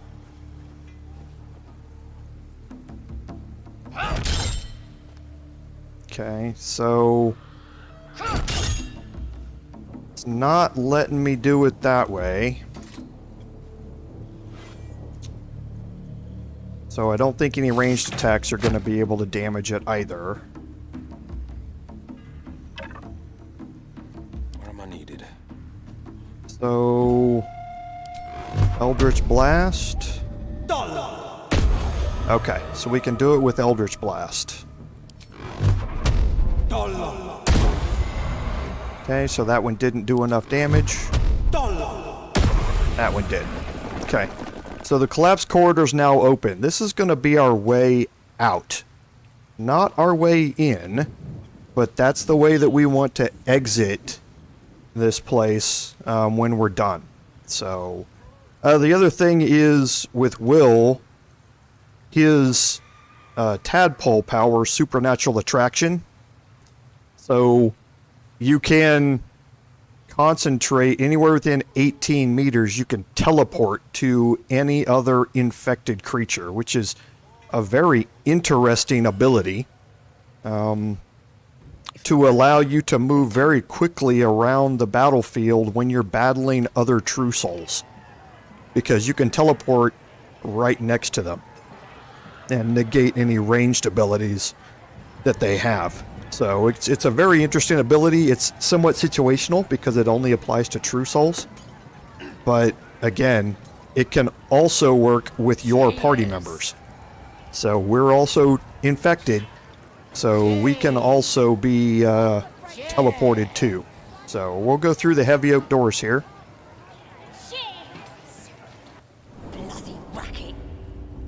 Okay, and now we're inside the Shattered Sanctum. And we're going to have to make our way past this. We'll want to do this with Astarion. Those thieves almost got past. We got him now, eh? And one still. Oi! Ain't no party in here. Shut it, Graw. Olak cleared us. Got a visitor for the drow, I do. My arse. What's a true soul want with any mate of yours? Private business, that is. Raiding business. But if anyone wants a piss pot guarded, we'll call. Just get your friend branded proper. Right, Sazza? Got better things to do than... No, you don't. Come on, then.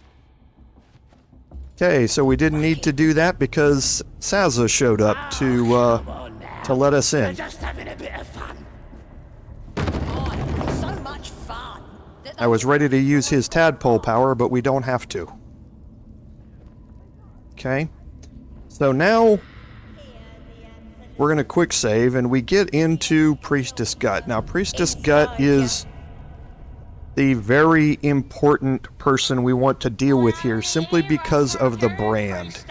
Now, again, we've been carrying around the gloves of power for a while, and the reason we don't wear them is because if we're not branded, it's going to apply Bane to us whenever we hit another creature with an attack, and that's suboptimal, to say the least. So we definitely want to get Astarion branded, because those gloves are going to go to him for the most part.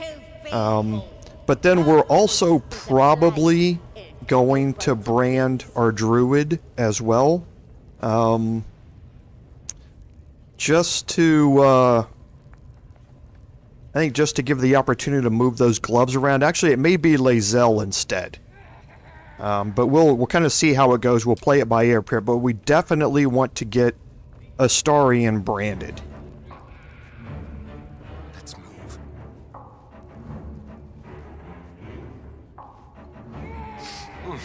Smells like burnt flesh. Nanny, now here's somebody special. The Absolute has touched you, hasn't she? Priestess Gut needs to touch you too. Hold out your arm so I can mark your flesh. A priestess, one of the leaders, no doubt about it. Let's make her squeal. What's that? Tell your friend to keep quiet, or he'll lose his good eye.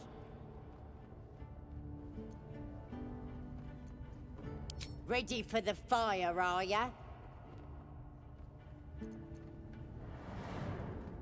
Let's the faithful recognize one another quick sharp. That way nobody'll mess with ya. And it's charged with magic. Ordinary slobs can't see it. Only us that follow the Absolute. You ready? Brace yourself. This'll sting.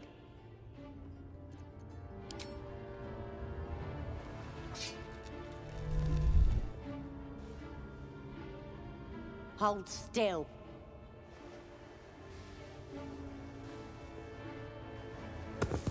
As pain muddles your thoughts, your minds become entangled. A familiar sensation. She, too, carries a parasite. Darkness seems to swallow the temple, leaving you with a vision of the Goblin Priestess receiving instruction from a handsome young man, one of the chosen. The vision dissolves away. You stand before the Goblin Priestess in the temple once again.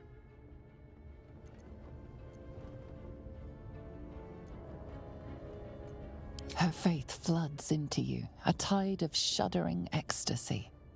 Her tadpole nestles within that mania, secure, hidden. I feel you in there, digging around. Works both ways. And I saw some weird shadows swimming around in your head just now. Maybe I can help with that. Us true souls gotta look out for one another.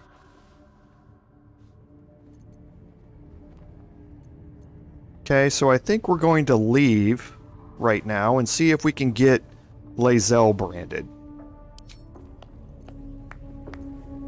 None of you are worthy. Such a disappointment. Now here's somebody special. The Absolute has touched you, hasn't she? Priestess Gut needs to touch you too. Hold out your arm so I can mark your flesh. A priestess, one of the leaders, no doubt about it. Let's make her squeal. What's that? Tell your friend to keep quiet, or he'll lose his good eye. Ready for the fire, are ya? Let's the faith... and it's charged. You ready? Brace yourself. This'll...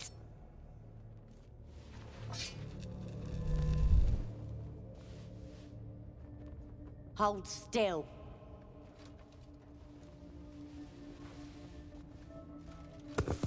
As pain muddles your thoughts, your minds become entangled. Often sensation. She too carries a parasite. Darkness seems to swallow the temple, leaving you with a vision of the Goblin Priestess. As the vision dissolves away, you stand. Your minds brush against one another, but are swiftly parted. Don't want to get intimate in front of the novices. Fair enough. Got some weird shadows in your head. Maybe I can help with that. Us true souls gotta look out for one another.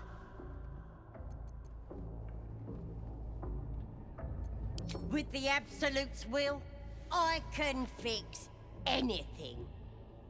Let's deal with this in my chapel. It's private. Don't want this lot interfering with true soul business. Okay, so now she's going to head off to her chapel and leave us again to our own devices out here. But now we have two people that are branded. And I believe...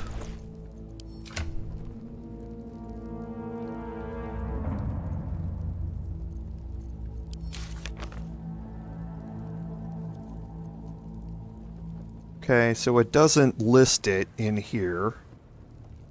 Not yet, at least. Someone there.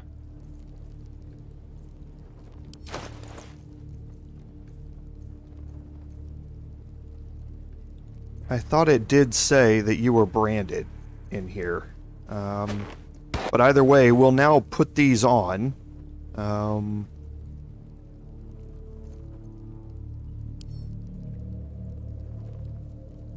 Okay, yeah. It says branded as the tags.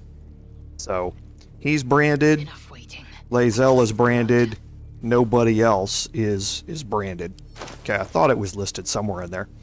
And we can, and Priestess Gut went off into her, secluded area over here, so we can continue looking around this area. And you can see we have some other quest markers around here. One of them is Spike. Spike is who Wyll was talking about and asking the Goblin Priestess for help just opened up when she went to her chapel over there. So she told us to meet her further inside where she'll introduce us to the Drow True Soul. So we're going to hold off on that and do that at the end. And maybe we can kick off the whole combat thing inside there. We also need to rescue Volo, who's in here. And the Blade of Frontier wants us to have a chat with Spike. And the Blade of Frontier's Wyll wants us to have a chat with Spike. So that's why we have some extra quest markers here. Rescue Volo, talk to Spike, and that sort of stuff. So, but we can also explore some of the rest of this. And if you come up here, we have a group of traders. Seems like a good moment to talk. That the jingle of coin, I hear? You've timed it well, my friend. Already turned quite the profit today, so I'm feeling generous. You recognize the crest she bears, the winged serpent of the Zentarim. Half right, sharp eyes. A Zen is a normal trader. Just a matter of what's for sale. Weapons and other exotic goods, true enough. But most of all, we offer discretion. No judgment, no right and wrong, just good deals and bad. That a problem for you? Okay. So the Zentrum traders are always very well stocked, so to speak. So we can go to Wyll first and have him sell off all of these other items that we've picked up. She's not going to have a whole lot of money to start with, but she doesn't need a whole lot at this point. And we will keep this. I'm going to send to Will and let him sell that.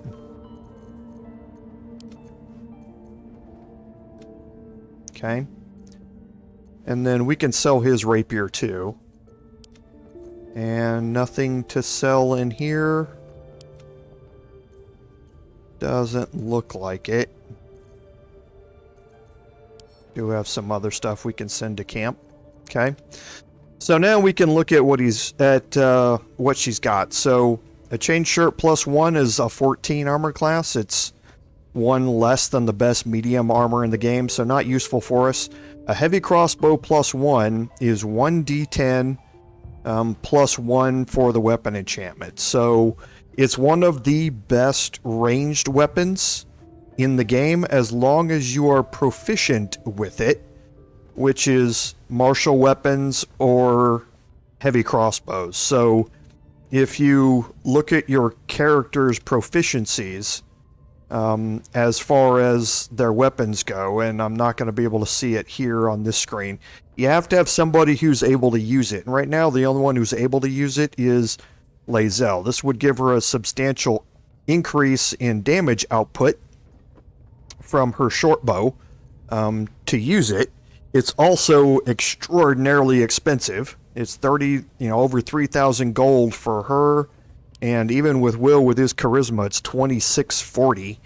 So very, very expensive. But it would be a straight upgrade. You also have a short sword +1 and a dagger +1, both of which are straight upgrades to what Astarion is using here. So a 1d6 +1 versus a 1d6 on your scimitar. So it's a +1 upgrade there, and then a 1d4 versus a 1d4 +1. So both of those are straight upgrades for Astarion. And I can also buy them both here without selling anything else. So I think we're going to have Will buy both of these. I will send both of these to Astarion. I will have him equip those. And then I will send both of his weapons back to Will and have him sell those. Okay. So now with 1,260 gold left, there isn't much that we're going to be able to purchase here. There are some interesting items here, though. The Dumax is not a +1 great axe. It is a standard 1d12, but this is a heavy weapon. So your two-handed or your great weapon master feat, if you take that at level 4 with somebody, this weapon, it's going to benefit from that. But it has the Edge of Terror effect, which when you hit a target with it, it prevents them from healing. If it's an undead creature that you attacked with it, they also get disadvantage on attack rolls. And we've already talked about how great disadvantage is. But it is situational as far as a weapon goes. Glaives +1s. Glaives, the benefit that they have, they are a 1d10 weapon, which is nice. But the benefit they have is extra reach. You're able to attack with this weapon from farther away. Also from the point where you can make an attack, and if you want to retreat, you will not garner an attack of opportunity because of the extra reach feature. So again, can be situational, but can also be very useful. By far the best weapon here, or the best thing that we could purchase from her, would be the heavy crossbow +1. We just simply don't have the money to deal with it, and I prefer to upgrade Astarion's damage rather than Lae'zel's ranged damage. She's going to be doing straight melee damage most of the time anyway, so. Pleasure. Okay, so that's what's up over here on this side. Is they're guarding this storeroom here. Then heading in through this ornate door leads you into where Priestess Gut is. And we are definitely going to go do that. We're just going to explore a little bit. You also see that we have these war drums around here. The war drums allow the goblins to summon reinforcements. So you can, from hiding, destroy these so that they don't have the opportunity to call reinforcements. And I've done that in a couple of playthroughs. It's just not normally a big deal for me to do it, simply because the goblin reinforcements aren't all that spectacular, so to speak. So they're not really going to be that much of an issue if they do summon reinforcements. So now inside here, we're going to wait and do this encounter later, because we can't have an interaction here without killing them. Well, the best way to go about it is to kill them before you have this interaction. So we're not going to deal with them yet. Going through these doors leads you into this area with Dror Ragzlin in it. So we want to hold off on that encounter for now. We come across this way. We can head back in here, and you see that Sazza is back here in this area talking with the drow. We're going to hold off on that encounter as well. And we can make our way back into this main room, and we'll head over here because there are a couple of interesting encounters here. Okay, the first is in here. Okay, we can talk to Gribbo here and see about rescuing Volo. Don't go bothering my pigeon. He's mine. Okay, actually, we're not going to do it with her. We're going to do it with Astarion. I want to hear, and don't go bothering my pigeon. He's mine. Keep him safe. Listen to him coo. Till I gets hungry or some such. What's it to ya?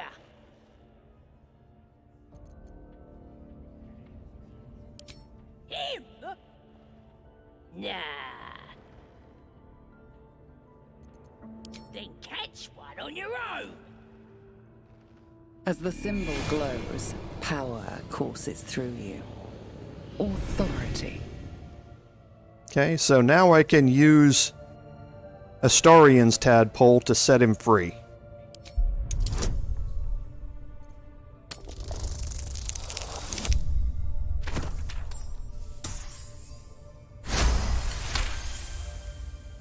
Yes, of course. I didn't realise who you was. A shiver runs across your mind. You feel sated. Here's the key. Pigeon's all yours. Okay. So now I can let Volo out here. Look at this. I'm quite saved. A joy to see a familiar face in such a precarious setting. I guarantee the story of your daring rescue of my person will live on for eons. I intend to do just that. A trusty invisibility potion goes a long way in a place like this. We mustn't tarry, but I'd hate for our friendship to end here. Please, won't you meet me once we've both slipped the goblin yoke? Why, by design, my friend. How better to learn the ways of a people than to live among them? I dare say the experiment has proven most fruitful, too. I'll be happy to share my findings once we've found somewhere safe to parley. Smashing! Soon, my friend. Soon we can share a flagon of something liquid and a tale of daring do. I'll slip away when the coast is clear. See you soon, my friend. I simply can't wait to pick your brain.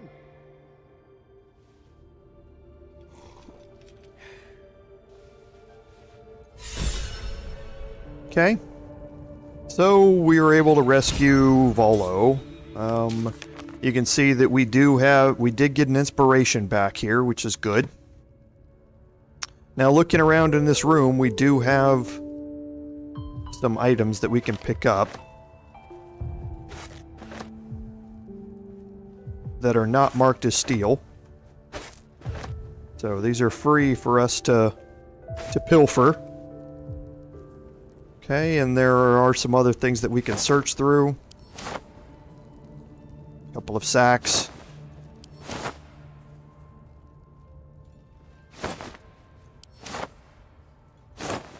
Okay, we do have some camp supplies.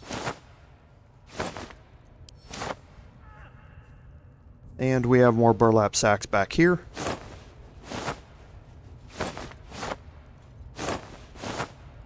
Okay. And a rotting bag. Okay. Oh, I guess we do have a couple of bags over here we can search as well. Okay. So nothing else. So let's do a quick bit of inventory cleanup. We can send these to camp. We can read the letter here. So it's part of Volo's letters that he wants to send off that was obviously taken from his pack to read about. But it's talking about him reading or writing a book, a masterwork that he can then sell when he's done. And part of that deals with something that we encountered outside earlier. The book that the Goblin Booyag was reading that we will want to carry on and look at. So now the encounter that we're going to run into next here with Abdurak, you need to have a high set of constitution to deal with. Now, we don't have anybody who has higher than a 15, which is a +2, but a 14 is a +2 as well on your constitution. So it doesn't really matter who you do this encounter with. But it takes some really good rolls in here to be able to pass through everything in here. We'll see if we can do it, but there's really no guarantee. So we're going to try it with our Druid here and see what happens. So we'll go in and we're going to save before we do it. Not because we'll reload, but just in case of any glitches, and we'll talk to Abdurak. I have something to ask.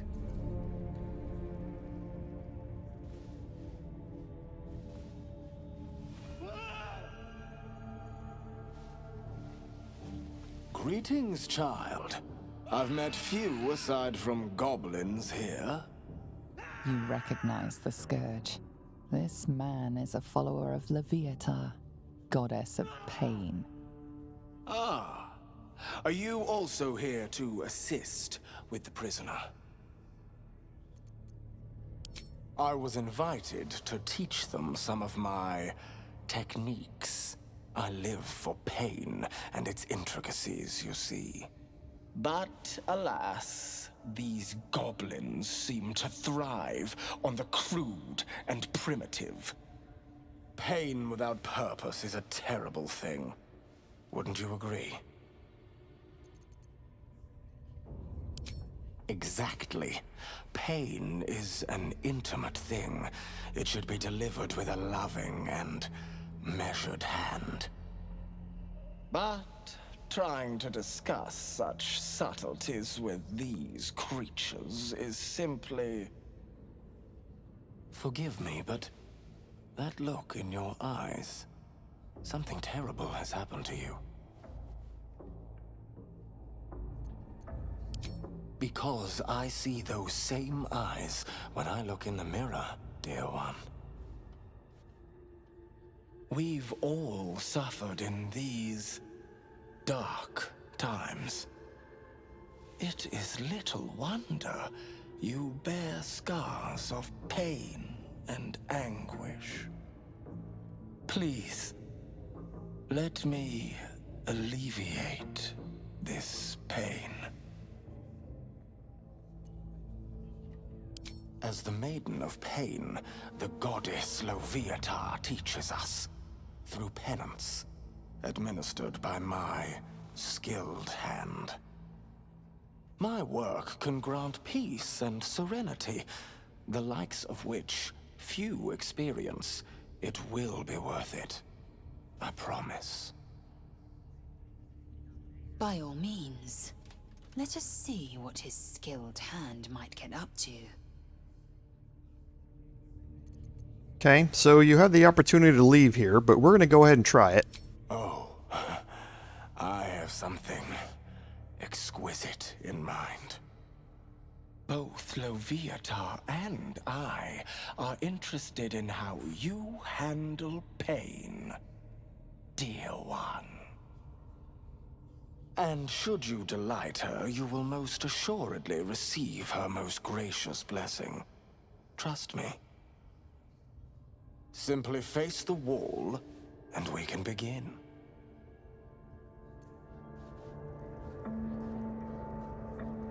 Face the wall and let us begin, dear one. Yes, this will do nicely.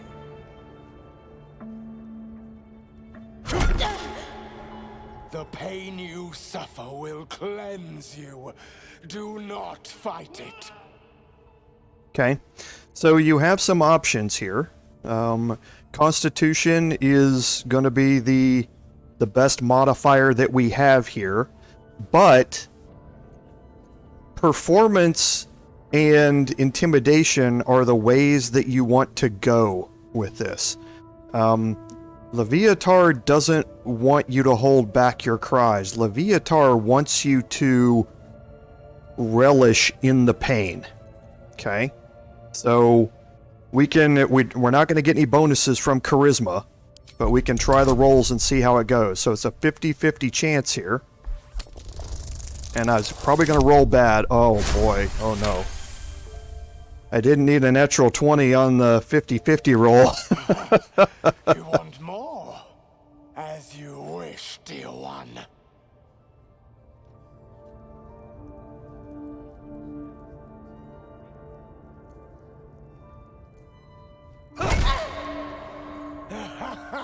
Wonderful. Just wonderful. Okay, so again, you want to look for these options. The DC is again 10, 50-50.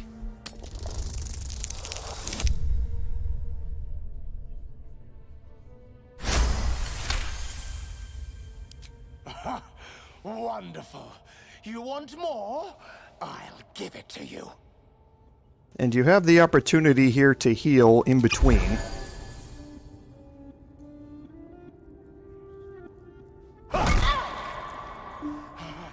That's it!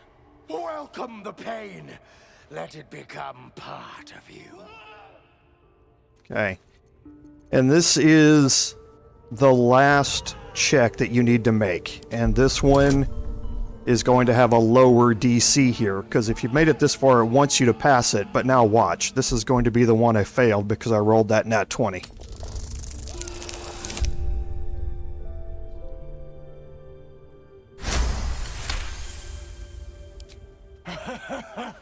I hope that's a promise, dear one.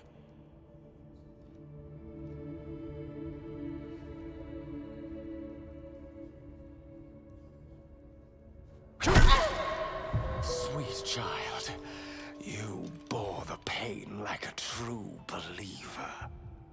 I am proud to have served you this penance.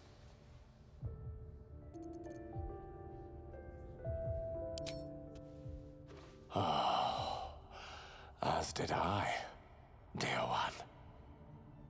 Loviatar herself found your performance inspiring. She has deemed you worthy of her blessing.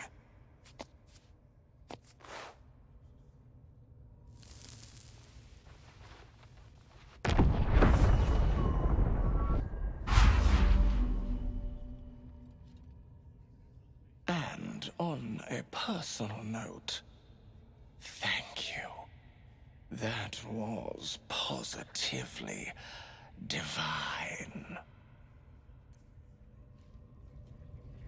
Okay, so now I'm going to take a short rest here just to get the hit points back.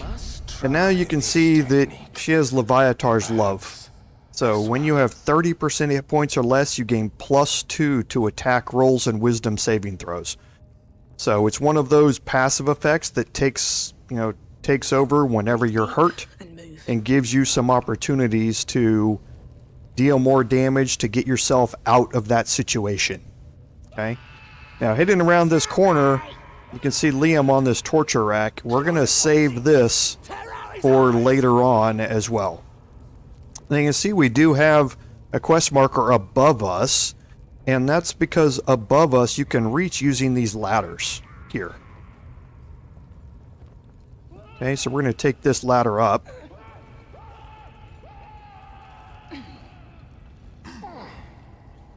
Okay, and it gets you into this upper area up here. Now, coming down here to this end, you have the collapsed corridor. This is what leads you out to the broken wall that we cracked open outside. Okay? So this is an escape route, but also more than that, it's a way to get outside once you've triggered combat that takes you up on the high ground, as opposed to being down on the low ground trapped in a little cubbyhole with a big ogre right next to you. So opening this up for an easier way to get out of this area is crucial for being able to help manage the combat later on. The other thing about being up here is that you're able to maneuver around. You can see all these walkways that lead you around. You can maneuver yourself around up here and still attack from up here, which is a huge advantage to have. Okay, so we're going to bring Astarion up here. Get him close to the chest. It's not trapped, so he can just open it. And a scroll of hold person will go to Wyll. And now we can cross over.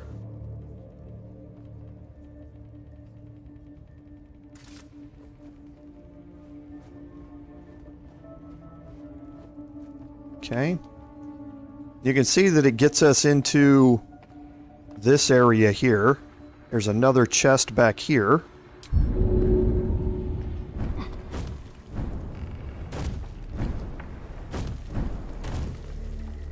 Okay, so we can take Astarion up to it. Again, it doesn't appear to be trapped. And we'll send these to Wyll so that he can sell those. Okay, now, here we have a special scenario. So we're going to toggle the group, and we're going to take Astarion over here because there's a chest over here. It doesn't appear to be trapped or locked. But this also gives you an opportunity to maneuver yourself around over here and get into this storeroom without being seen by the guards out front. So actually, I think we're going to... Actually, let me make sure of that. Yes, because there is going to be a locked chest in there, and Astarion's going to be the only one that's going to be able to open it. Now, Astarion does not have a great strength score, so he can't jump very far or very well. So we'll see. I don't think he can jump back up here once he makes the leap, but it doesn't matter. We can...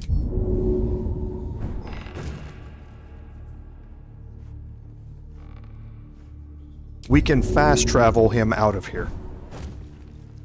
Okay, so we're just going to jump here. Now let's see if he can make the jump up here. He can.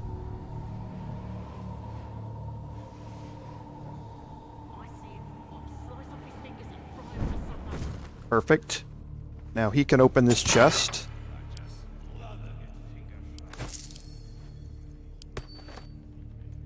Okay, and now we can jump back down. And make sure you're clicking on these wooden parts and not down below, because you can jump off of here.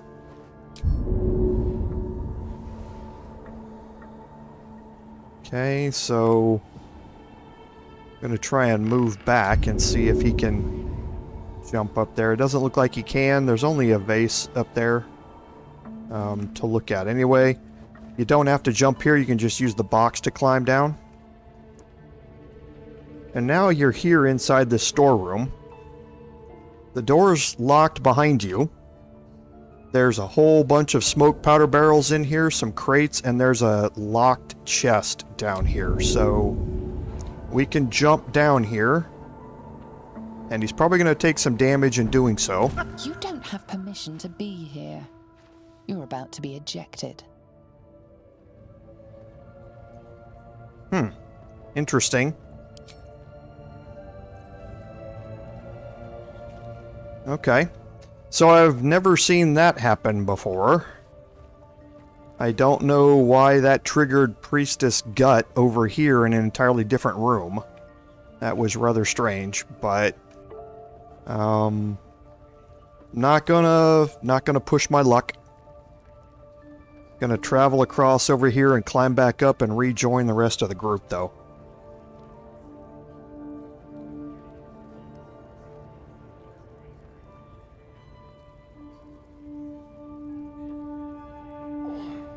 So yeah, rather strange that happened. Maybe I now, because after you do that, after you start the combat, you can just pick your way into that room without any issues. So, let's go, we'll come up here, we'll finish our exploring. So we'll turn the corner left here instead of right where the rest of the group is, and there's another gilded chest down here. So I will pick that up. Now I'm going to go join the rest of the group. Okay. And now you can see that we're above right where we were previously. Okay. So we're going to leave Astarion here. Actually, we're going to jump him back in here. Just so we can group everybody back up. And then we're going to jump everybody back out.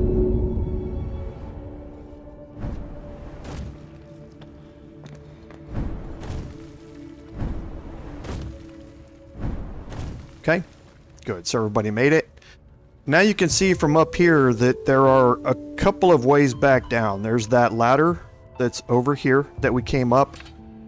If you continue on through here, you can turn this corner. There's another ladder right here, which is kind of in the shadows, but it's right here. So there are different ways to get up and down here. We're just going to go back down the same ladder that we came up. One day I'll catch a break. Because we are done in here. I believe that you can come through here. It's an interesting question. I'm going to toggle the group. I'm going to hide everybody. Well, I'm going to hide everybody and then toggle the group. And I'm going to take Astarion over here and see if you can... Okay, so you can't pathfind into there. Can you jump through there? Doesn't look like it. No, doesn't look like you can. But that's down where the prisoner is on the rack. That we saw a little bit ago. So now we're going to head back down the ladder, and we don't need to be hidden for any of this. We're going to go in and we're going to talk to Priestess Gut. And this is going to start off our first bit of combat. I told you it would take us a while to get there. But once we get here, it's going to get us into combat and prepping for combat for a while. Okay. So we'll wait for everybody to group back up. It's probably Wyll that is stuck up top. Yep. No, Wyll, come here. Go down the ladder.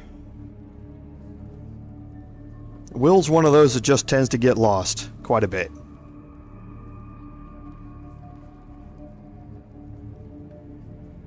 Indolence breeds madness.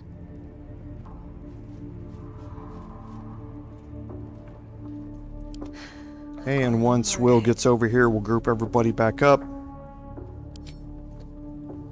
We're going to move Lae'zel up to the front here. And we will go through the door here and talk to Priestess Gut.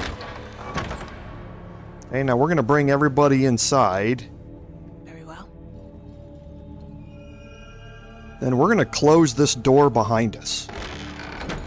Okay, and that's a very important part of this. Oi, come here. I ain't waiting around. Okay, and we're going to move down here.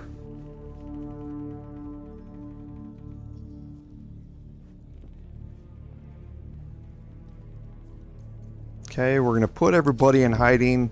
Nope, we can't make it because she can see us from there. She turned around. So now I'm going to go ahead and talk to her. I would prefer that she comes down here, though, towards me.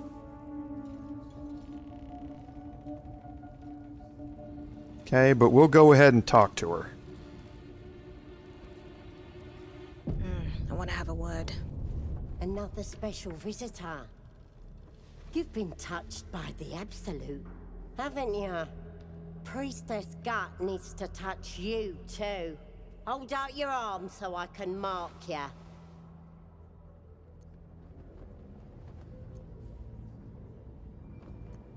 Okay, so this is where Will's saying it's time now to take care of her.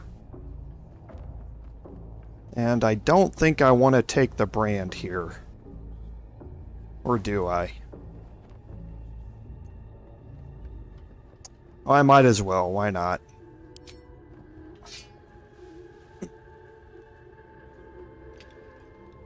Hold still.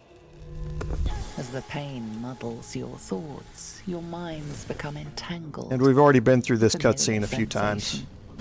She too carries a parasite. Okay, so I'm going to take this opportunity to attack her. Okay, so Astarion rolled well, so we're going to take the opportunity to dash with him. We're going to move around behind her. Don't linger. We're going to hide with his second bonus action. And then we're going to get a sneak attack melee on her. Oh, wow. A classic. Can't even catch my breath. Okay, so I'm going to take this opportunity to wild shape here. And I'm going to shape into the polar bear. Now, again, we have the opportunity here to change into an intellect devourer with 21 hit points. I'm just going to go for my polar bear here instead.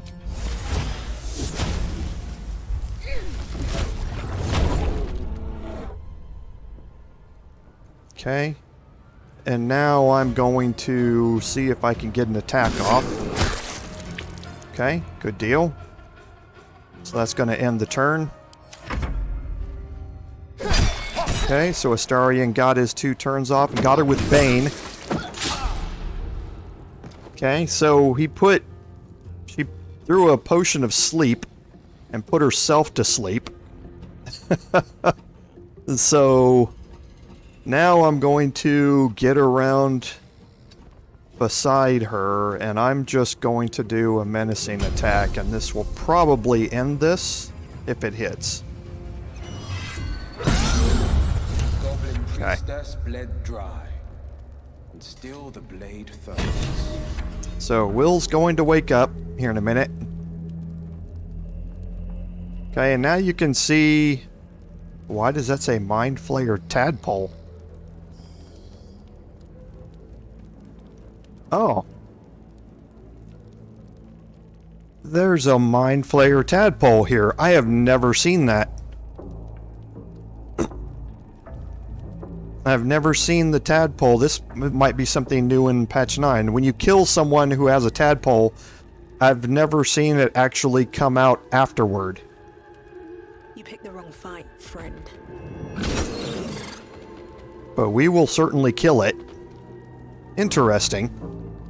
And now we can search Priestess Gut. So, Potion of Greater Healing is always needed. We'll send this to Lae'zel.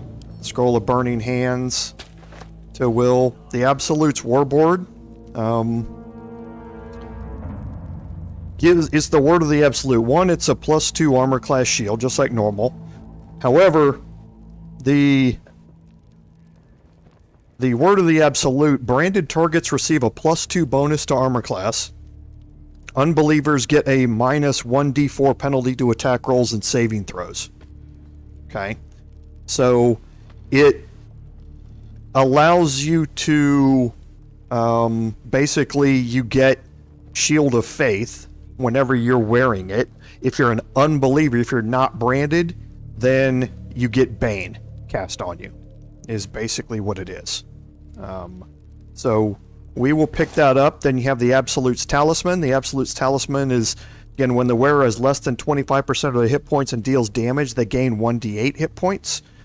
So that also kind of synergizes fairly well with the shield that I picked up, which when you're below 30%, or with the Leviathar's Love ability I just got, that when you're below 30% of your hit points, you gain extra hit, or you gain advantage on your attack rolls and that sort of stuff. So when you start getting lower in hit points, you can have that equipped and gain a lot of bonuses to help you get out of danger.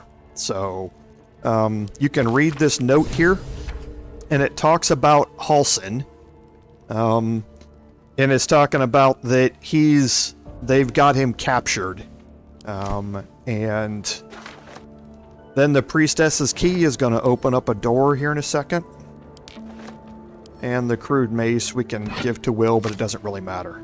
Okay, so now we have some things that we can search in here. Even though it's marked as steel, it doesn't matter as long as no one can see us, but there's nothing really worth taking in here. So looking around on the altar here, we have a bunch of little tiny items. None of it is worth taking, or of any benefit to you. Here in the middle, again, some other stuff that we can pick up and take, but again, nothing's worth taking. Now, what you do have is an ornate door here, and that door is locked, but let's see. It opens with the key, and it takes you down here into the defiled temple. So I'm immediately gonna hide everybody, and I'm gonna split the group. And you see we have an ogre down here. Okay, and she's gonna patrol back and forth. We have a ladder here, and I'm going to move Astarion up. And now I'm going to get him up top up here as quickly as I can. Okay, and now he's still hidden, and I'm going to get Wyll, and I'm going to do the same thing. I'm just going to wait for her to move back this way again, because I don't want to get caught in her detection cone while I'm in the middle of doing this.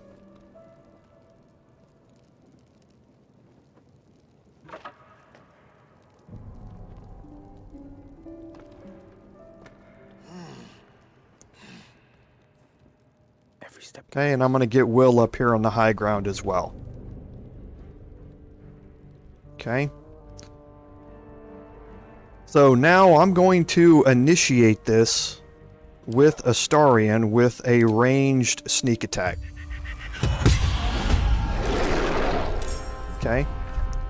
So she was surprised. Okay, so now I get another chance here, and I'm going to hide again since she's turned away. And I can do another sneak attack ranged.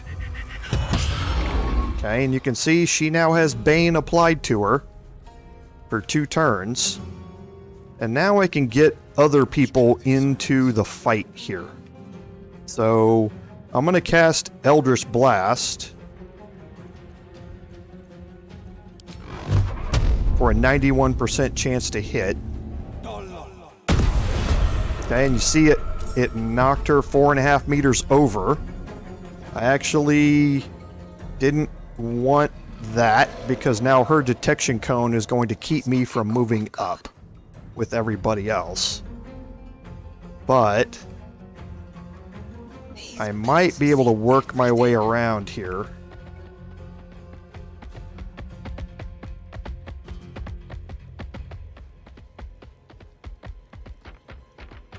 And just kind of get over here in the corner and wait. Then I'll move Lae'zel out. Move Lae'zel right up to the edge of the detection cone. Actually, let's see if we can move her around over here. I don't think she's going to be able to get close enough to make an attack from here. Well, maybe she can. If she can move into here, she can. So we'll do a menacing attack from here. Okay. So we've caused a lot of damage here. Waiting with bated breath. Okay, she's frightened now. Again, I don't think I can move in there.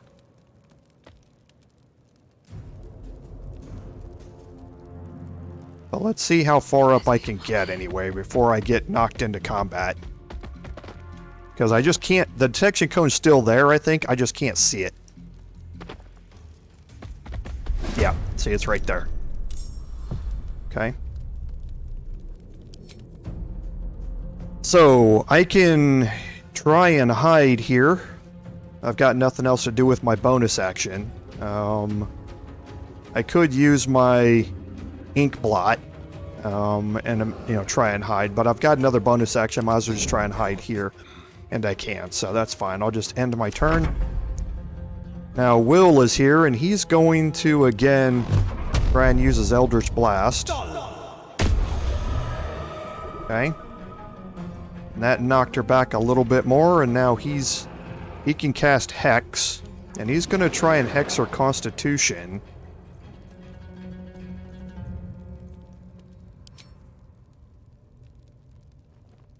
She's out of range, so just end his turn, and now she's frightened, but she's going to get an attack.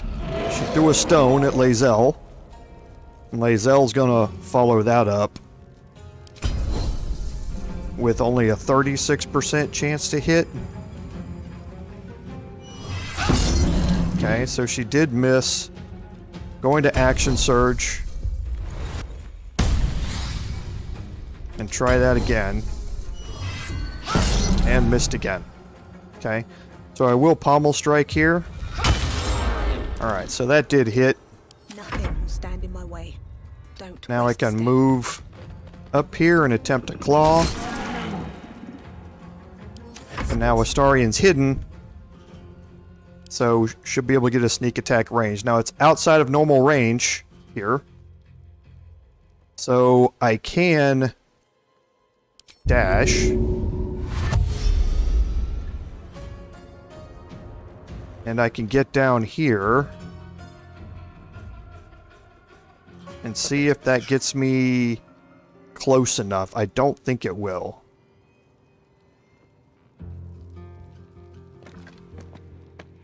So I think it's still going to be outside of normal range, so I think he's still going to have disadvantage. Yep, just barely. But we'll try it. Perfect. Can't give up now. Okay. So Wyll can make his way down here. He doesn't need to be hidden anymore. And we can group him up.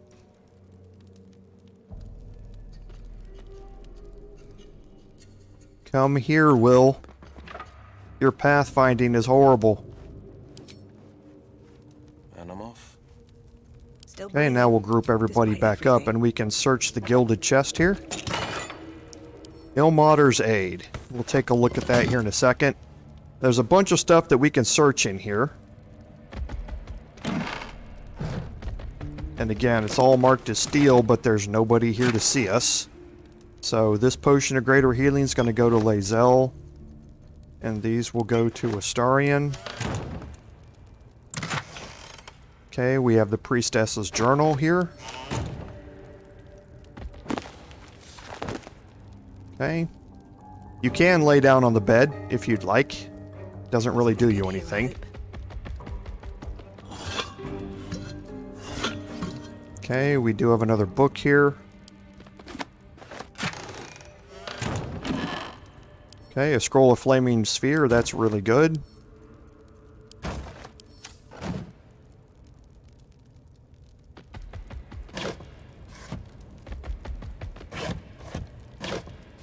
Okay.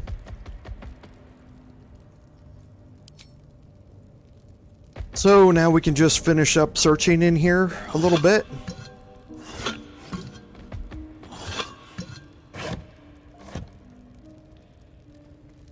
Okay. Have to keep going. Now we have a scroll of burning hands over here, which we can take. Nothing else laying around. There is a basic poison.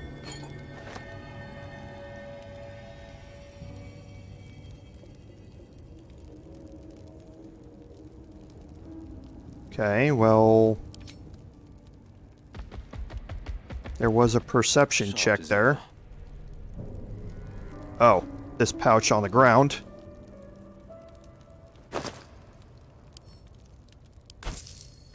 Okay. Never a dull moment. Whoops.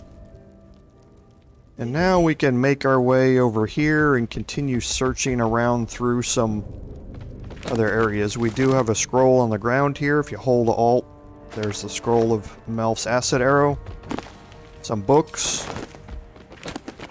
But again, standard books. There's nothing special about them, so you can take them all and they'll any duplicates will stack.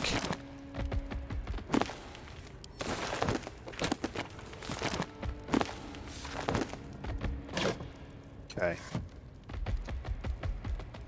Now, down here at the start where we came in, we've got a last few rows of books that we can look at.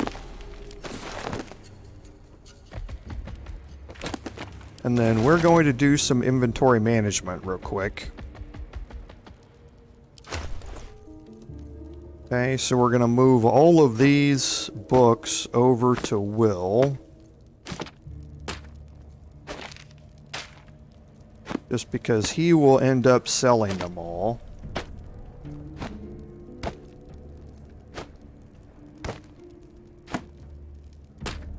Okay, we have the Priestess's Journal, which we can read. This leads you into paying attention to your surroundings to be able to solve a puzzle later on. It says exactly what it is. The interlocking circles will bring the full moons to match the stars, while casting darkness where it belongs at the bottom. That chasm to the Underdark will stay sealed. This talks about a puzzle later on, and there are some symbols on the walls around here which help kind of show you what the clues to that puzzle are. But the book basically tells you full moons on the top, new moons or darkness at the bottom will open the lock. And you'll see that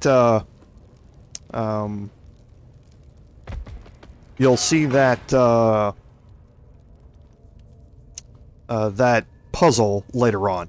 So we're going to talk with a group. We're going to bring Astarion in here, just inside. We're going to have him attack the cage. Okay. So we'll have him attack these cracked stones.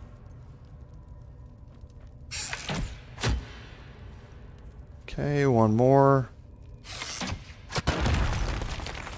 And this opens up a way to go down here. Okay. Now, this is going to be kind of interesting. Because I've never done things this way before. So this might get out of hand. But I'm going to group everybody up here, and I'm going to separate myself from the group. Still alive. Into a party of my own. I'm going to go in here, and I'm going to jump down in here. Okay.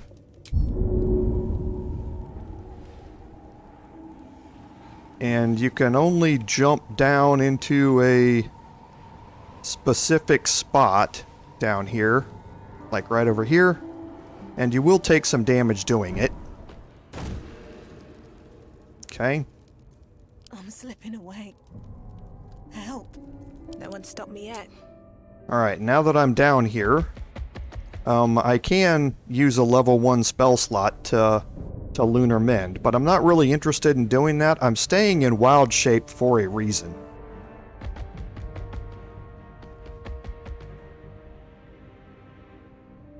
And we'll see how well that reason works out.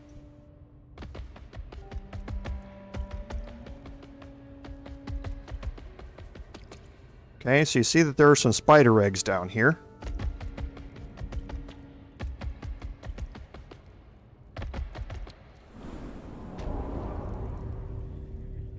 Okay, we've entered into the Shattered Sanctum, and you can see that there are some large giant spider and small giant spider over here. Okay, they are not, when you look at them, they are not hostile immediately.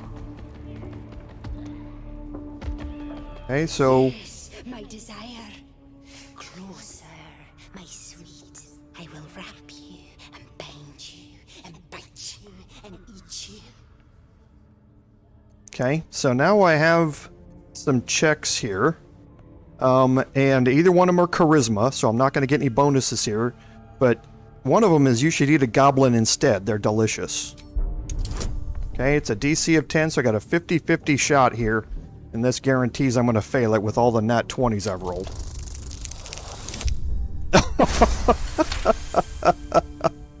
I think that's what, my third or fourth one today? Delicious, I do not know. But cruel and sharp, yes. Bindable and wrappable and biteable. Yes. You must open the door. Okay, so the spiders, I've now convinced them not to attack me and to go attack the goblins, but I have to open the door. Okay, so here's the door that they're talking about. Now, there are a couple of different ways here. The door is medium toughness. So that means only a hit that deals at least 22 damage can damage it. So going in this way is not going to work. Okay. So I'm going to go ahead and continue to kind of look around down in here. And I was enwebbed. Doesn't matter, it'll wear off. Okay, and I can go back the way I came. But I can also do some exploration in here real quick. What's inside? Okay, there's some gold here. Holding Alt, nothing else to look at. So I'm going to head back the way I came in.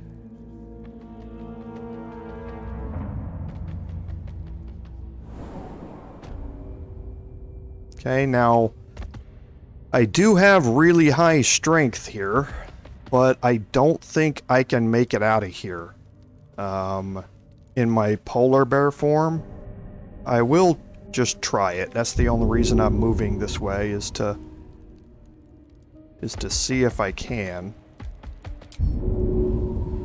Okay, so not enough space up there. Path is interrupted for everywhere up here. So let's kind of move here. Not enough space.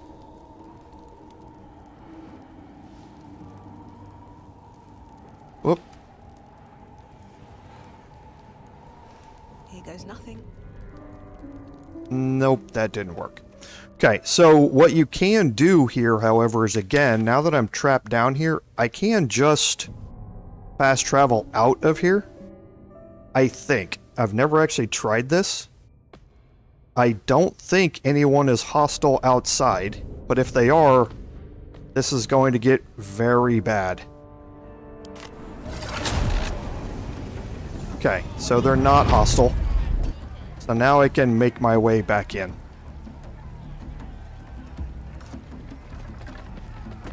And I can cancel my wild shape. I don't need it anymore. What's that? Cheers! I think I heard the Absolute's voice just now.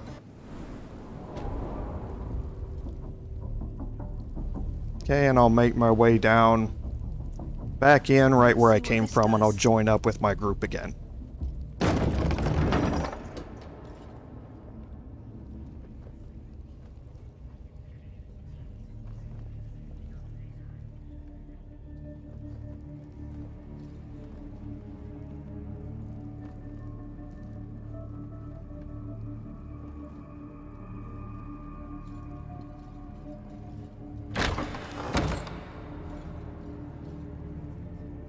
Okay.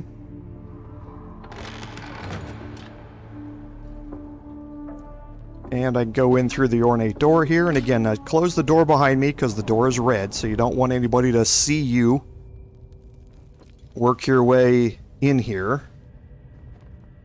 And now I'm grouped up with everybody again. Okay. So that kind of got the spiders allied with me, so to speak. So now I just have to open the door.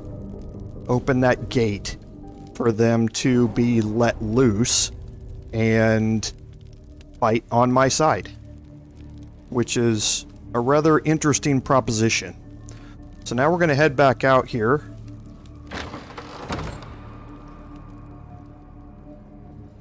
And once everybody's out, we're again going to close the door behind us. We don't want anybody finding her body. And we'll sell off some items here. Need something else? Okay, because Will has a bunch of stuff that he can sell off.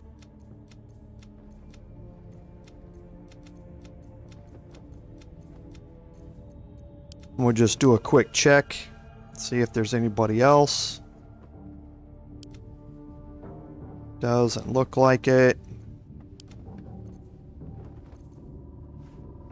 Okay, so we can sell these off.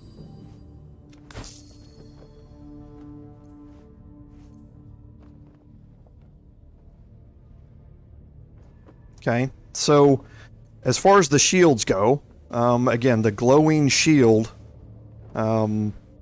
is when I'm below 50% hit points, I gain 8 temporary hit points.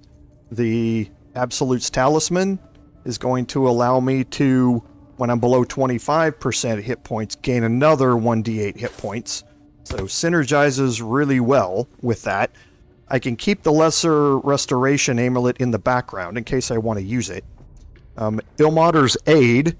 Non-cantrip spells deal an additional 1d4 force damage when the wearer drops below half of their hit points or lower.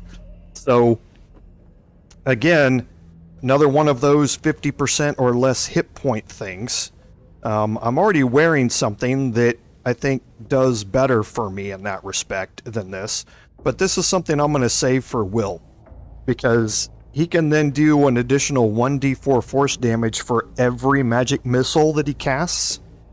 If he ever drops below half his hit points. And that's a lot. That's basically doubling the amount of damage that he does with a magic missile spell. So, it can be very, very useful in a lot of situations. So, as far as the rest of it goes, again, still can't you know, still can't afford any of this stuff down here. And I could sell the Great Axe, but it's really only 192 gold, so it's not really worth it. So the Absolute's Warboard is something where if you are branded, it can obviously give you good things to have.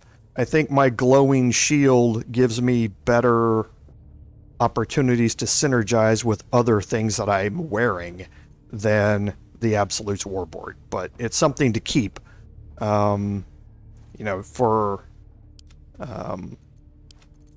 being able to use it. So I'm going to send Chimera's Locket to Wyll so he can have the Dancing Light cantrip available to him. And what she's wearing the Moondrop pendant, so okay, so I think that gets us kind of where we need to be. And now I think what we're going to do is move forward with Sazza. So we ended up killing Priestess Gut. We learned about Druid Halsin. He's down in captivity right now. We also killed Priestess Gut, so that advanced the defeat the goblins, and then we rescued Volo. He's going to meet us back at the camp. Okay. There was... oh yeah, just a continuation of the Remove the Parasite quest log. Okay, so now down here, we have the Iron Gate. Okay, so what I'm going to do is I'm going to break the group here. Careful. I'm going to take Astarion, bring him over here, and I'm going to put him into hiding. And I can have him pick the Iron Gate lock. There's also a lever here, so I don't even have to do that. I can just open it up. But I want to be... okay, so his patrolling can see me. So I think what I'm going to do is move everybody back out of here. I'm going to move everybody up here around this corner.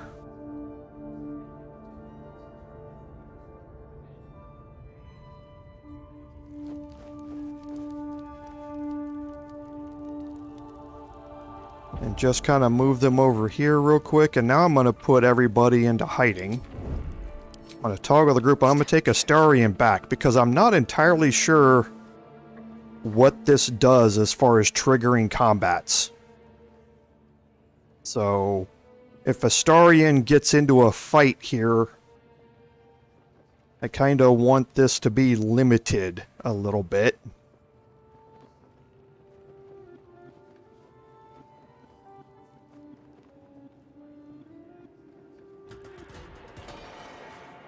Okay.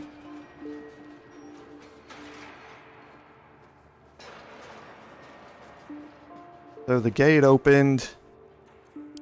I can take him out of hiding and move him back and group him up over here. Okay. So the gate's open. The spiders are free to leave now. And I'll be anxious to see kind of how that plays out here in a second. So everybody's grouped up. I don't need... actually, I can hide here. I'll kind of bring everybody up here to this corner. Scrying eye was looking at me all strange. Okay. What would some drow wizard Now, this door here has a quest marker on it for Sazza. Or actually, it doesn't have a quest marker on it, but this door leads you into another area. Okay. Now, I know what that area is, but we're going to try and clear these three out here before we continue. So, I'm going to toggle the group. I'm going to... I do have another short rest left. So I'm going to take Astarion. I'm going to move him out here. And I want to try and focus on this one whose detection cone is coming way out here. And see, she's got 12 hit points. So I've got about a 50-50, a little bit better than a 50% chance to kill her. And there's another one that just walked right by me.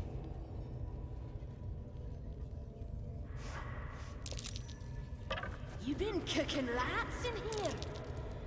Okay. Smells good. I didn't know that Zerga came all the way in here. Nah, that ain't right. As part of his patrol. So I'm just waiting for him to go by. Again, do you want to become spider? Okay, so now I will try it.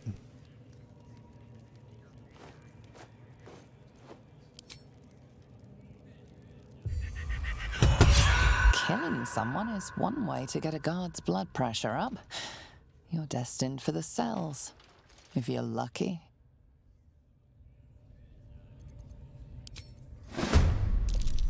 Okay, so Astarion rolled horribly.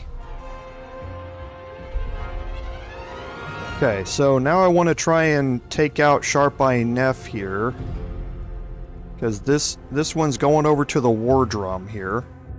But if we can take out Sharp Eye Neff, then other people can move over there. So we don't want to waste too much time doing this. We want to dash. We want to move around behind him. Time to move. And we want to hide and do a sneak attack melee. Okay. And now I can get somebody like Lae'zel to just move up here and hide. Okay.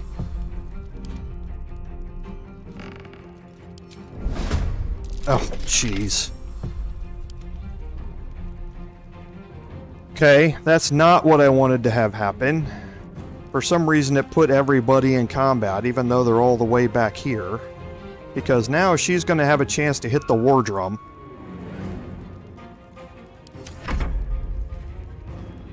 Okay, so maybe she's not. I can't see the war drum from here, that's the problem.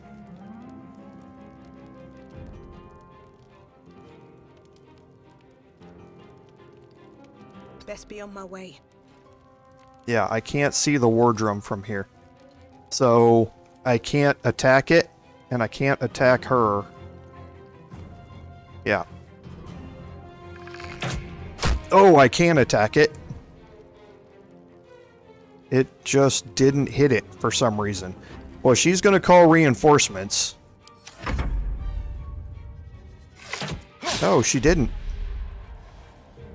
That was a mistake.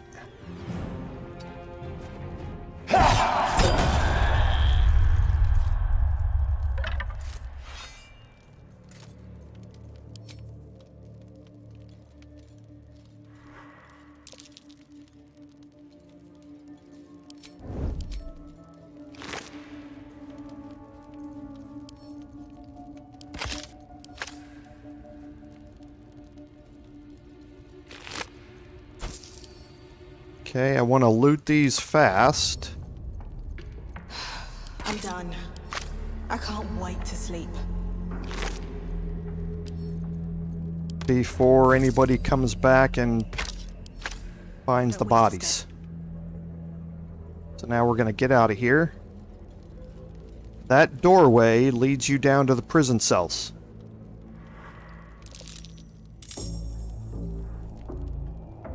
Okay, so it looks like the spiders have begun an assault.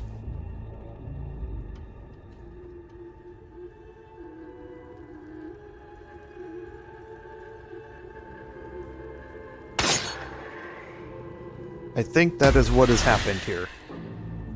I can't see them, but the spiders are no longer back here.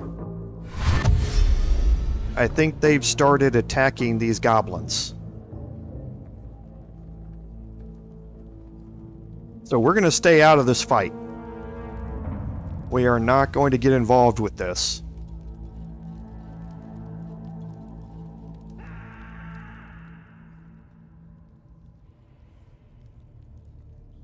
Okay. I kind of want to see it, though.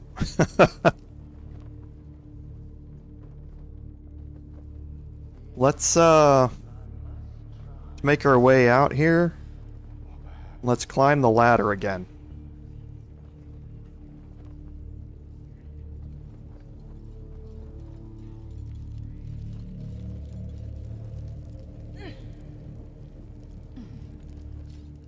And we will make our way back around over here.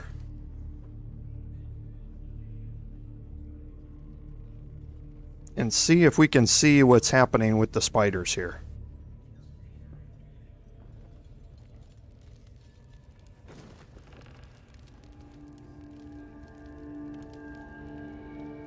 Okay, so it looks like that combat is over.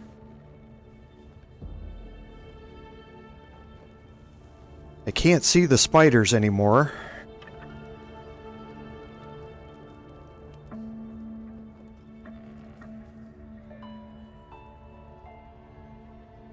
Oh, they're dead. Okay. So they came into this room here and got into a fight with a whole bunch of people they shouldn't have. As opposed to coming out the gate and coming into this room where you have a bunch of 7 hit point characters. They walked in here where things are going to get very ugly with Dror Ragzlin, especially over here. So that's what happened. So, okay. So maybe they took one or two of the goblins out with them. You know, we can always hope. But if they didn't, they didn't. It's no nothing negative for us. So what we're going to do is head down this ladder.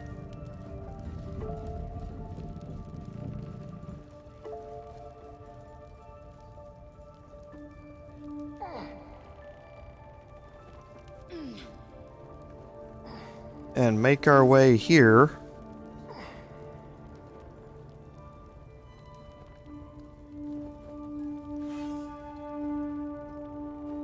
Wait for everybody to catch up.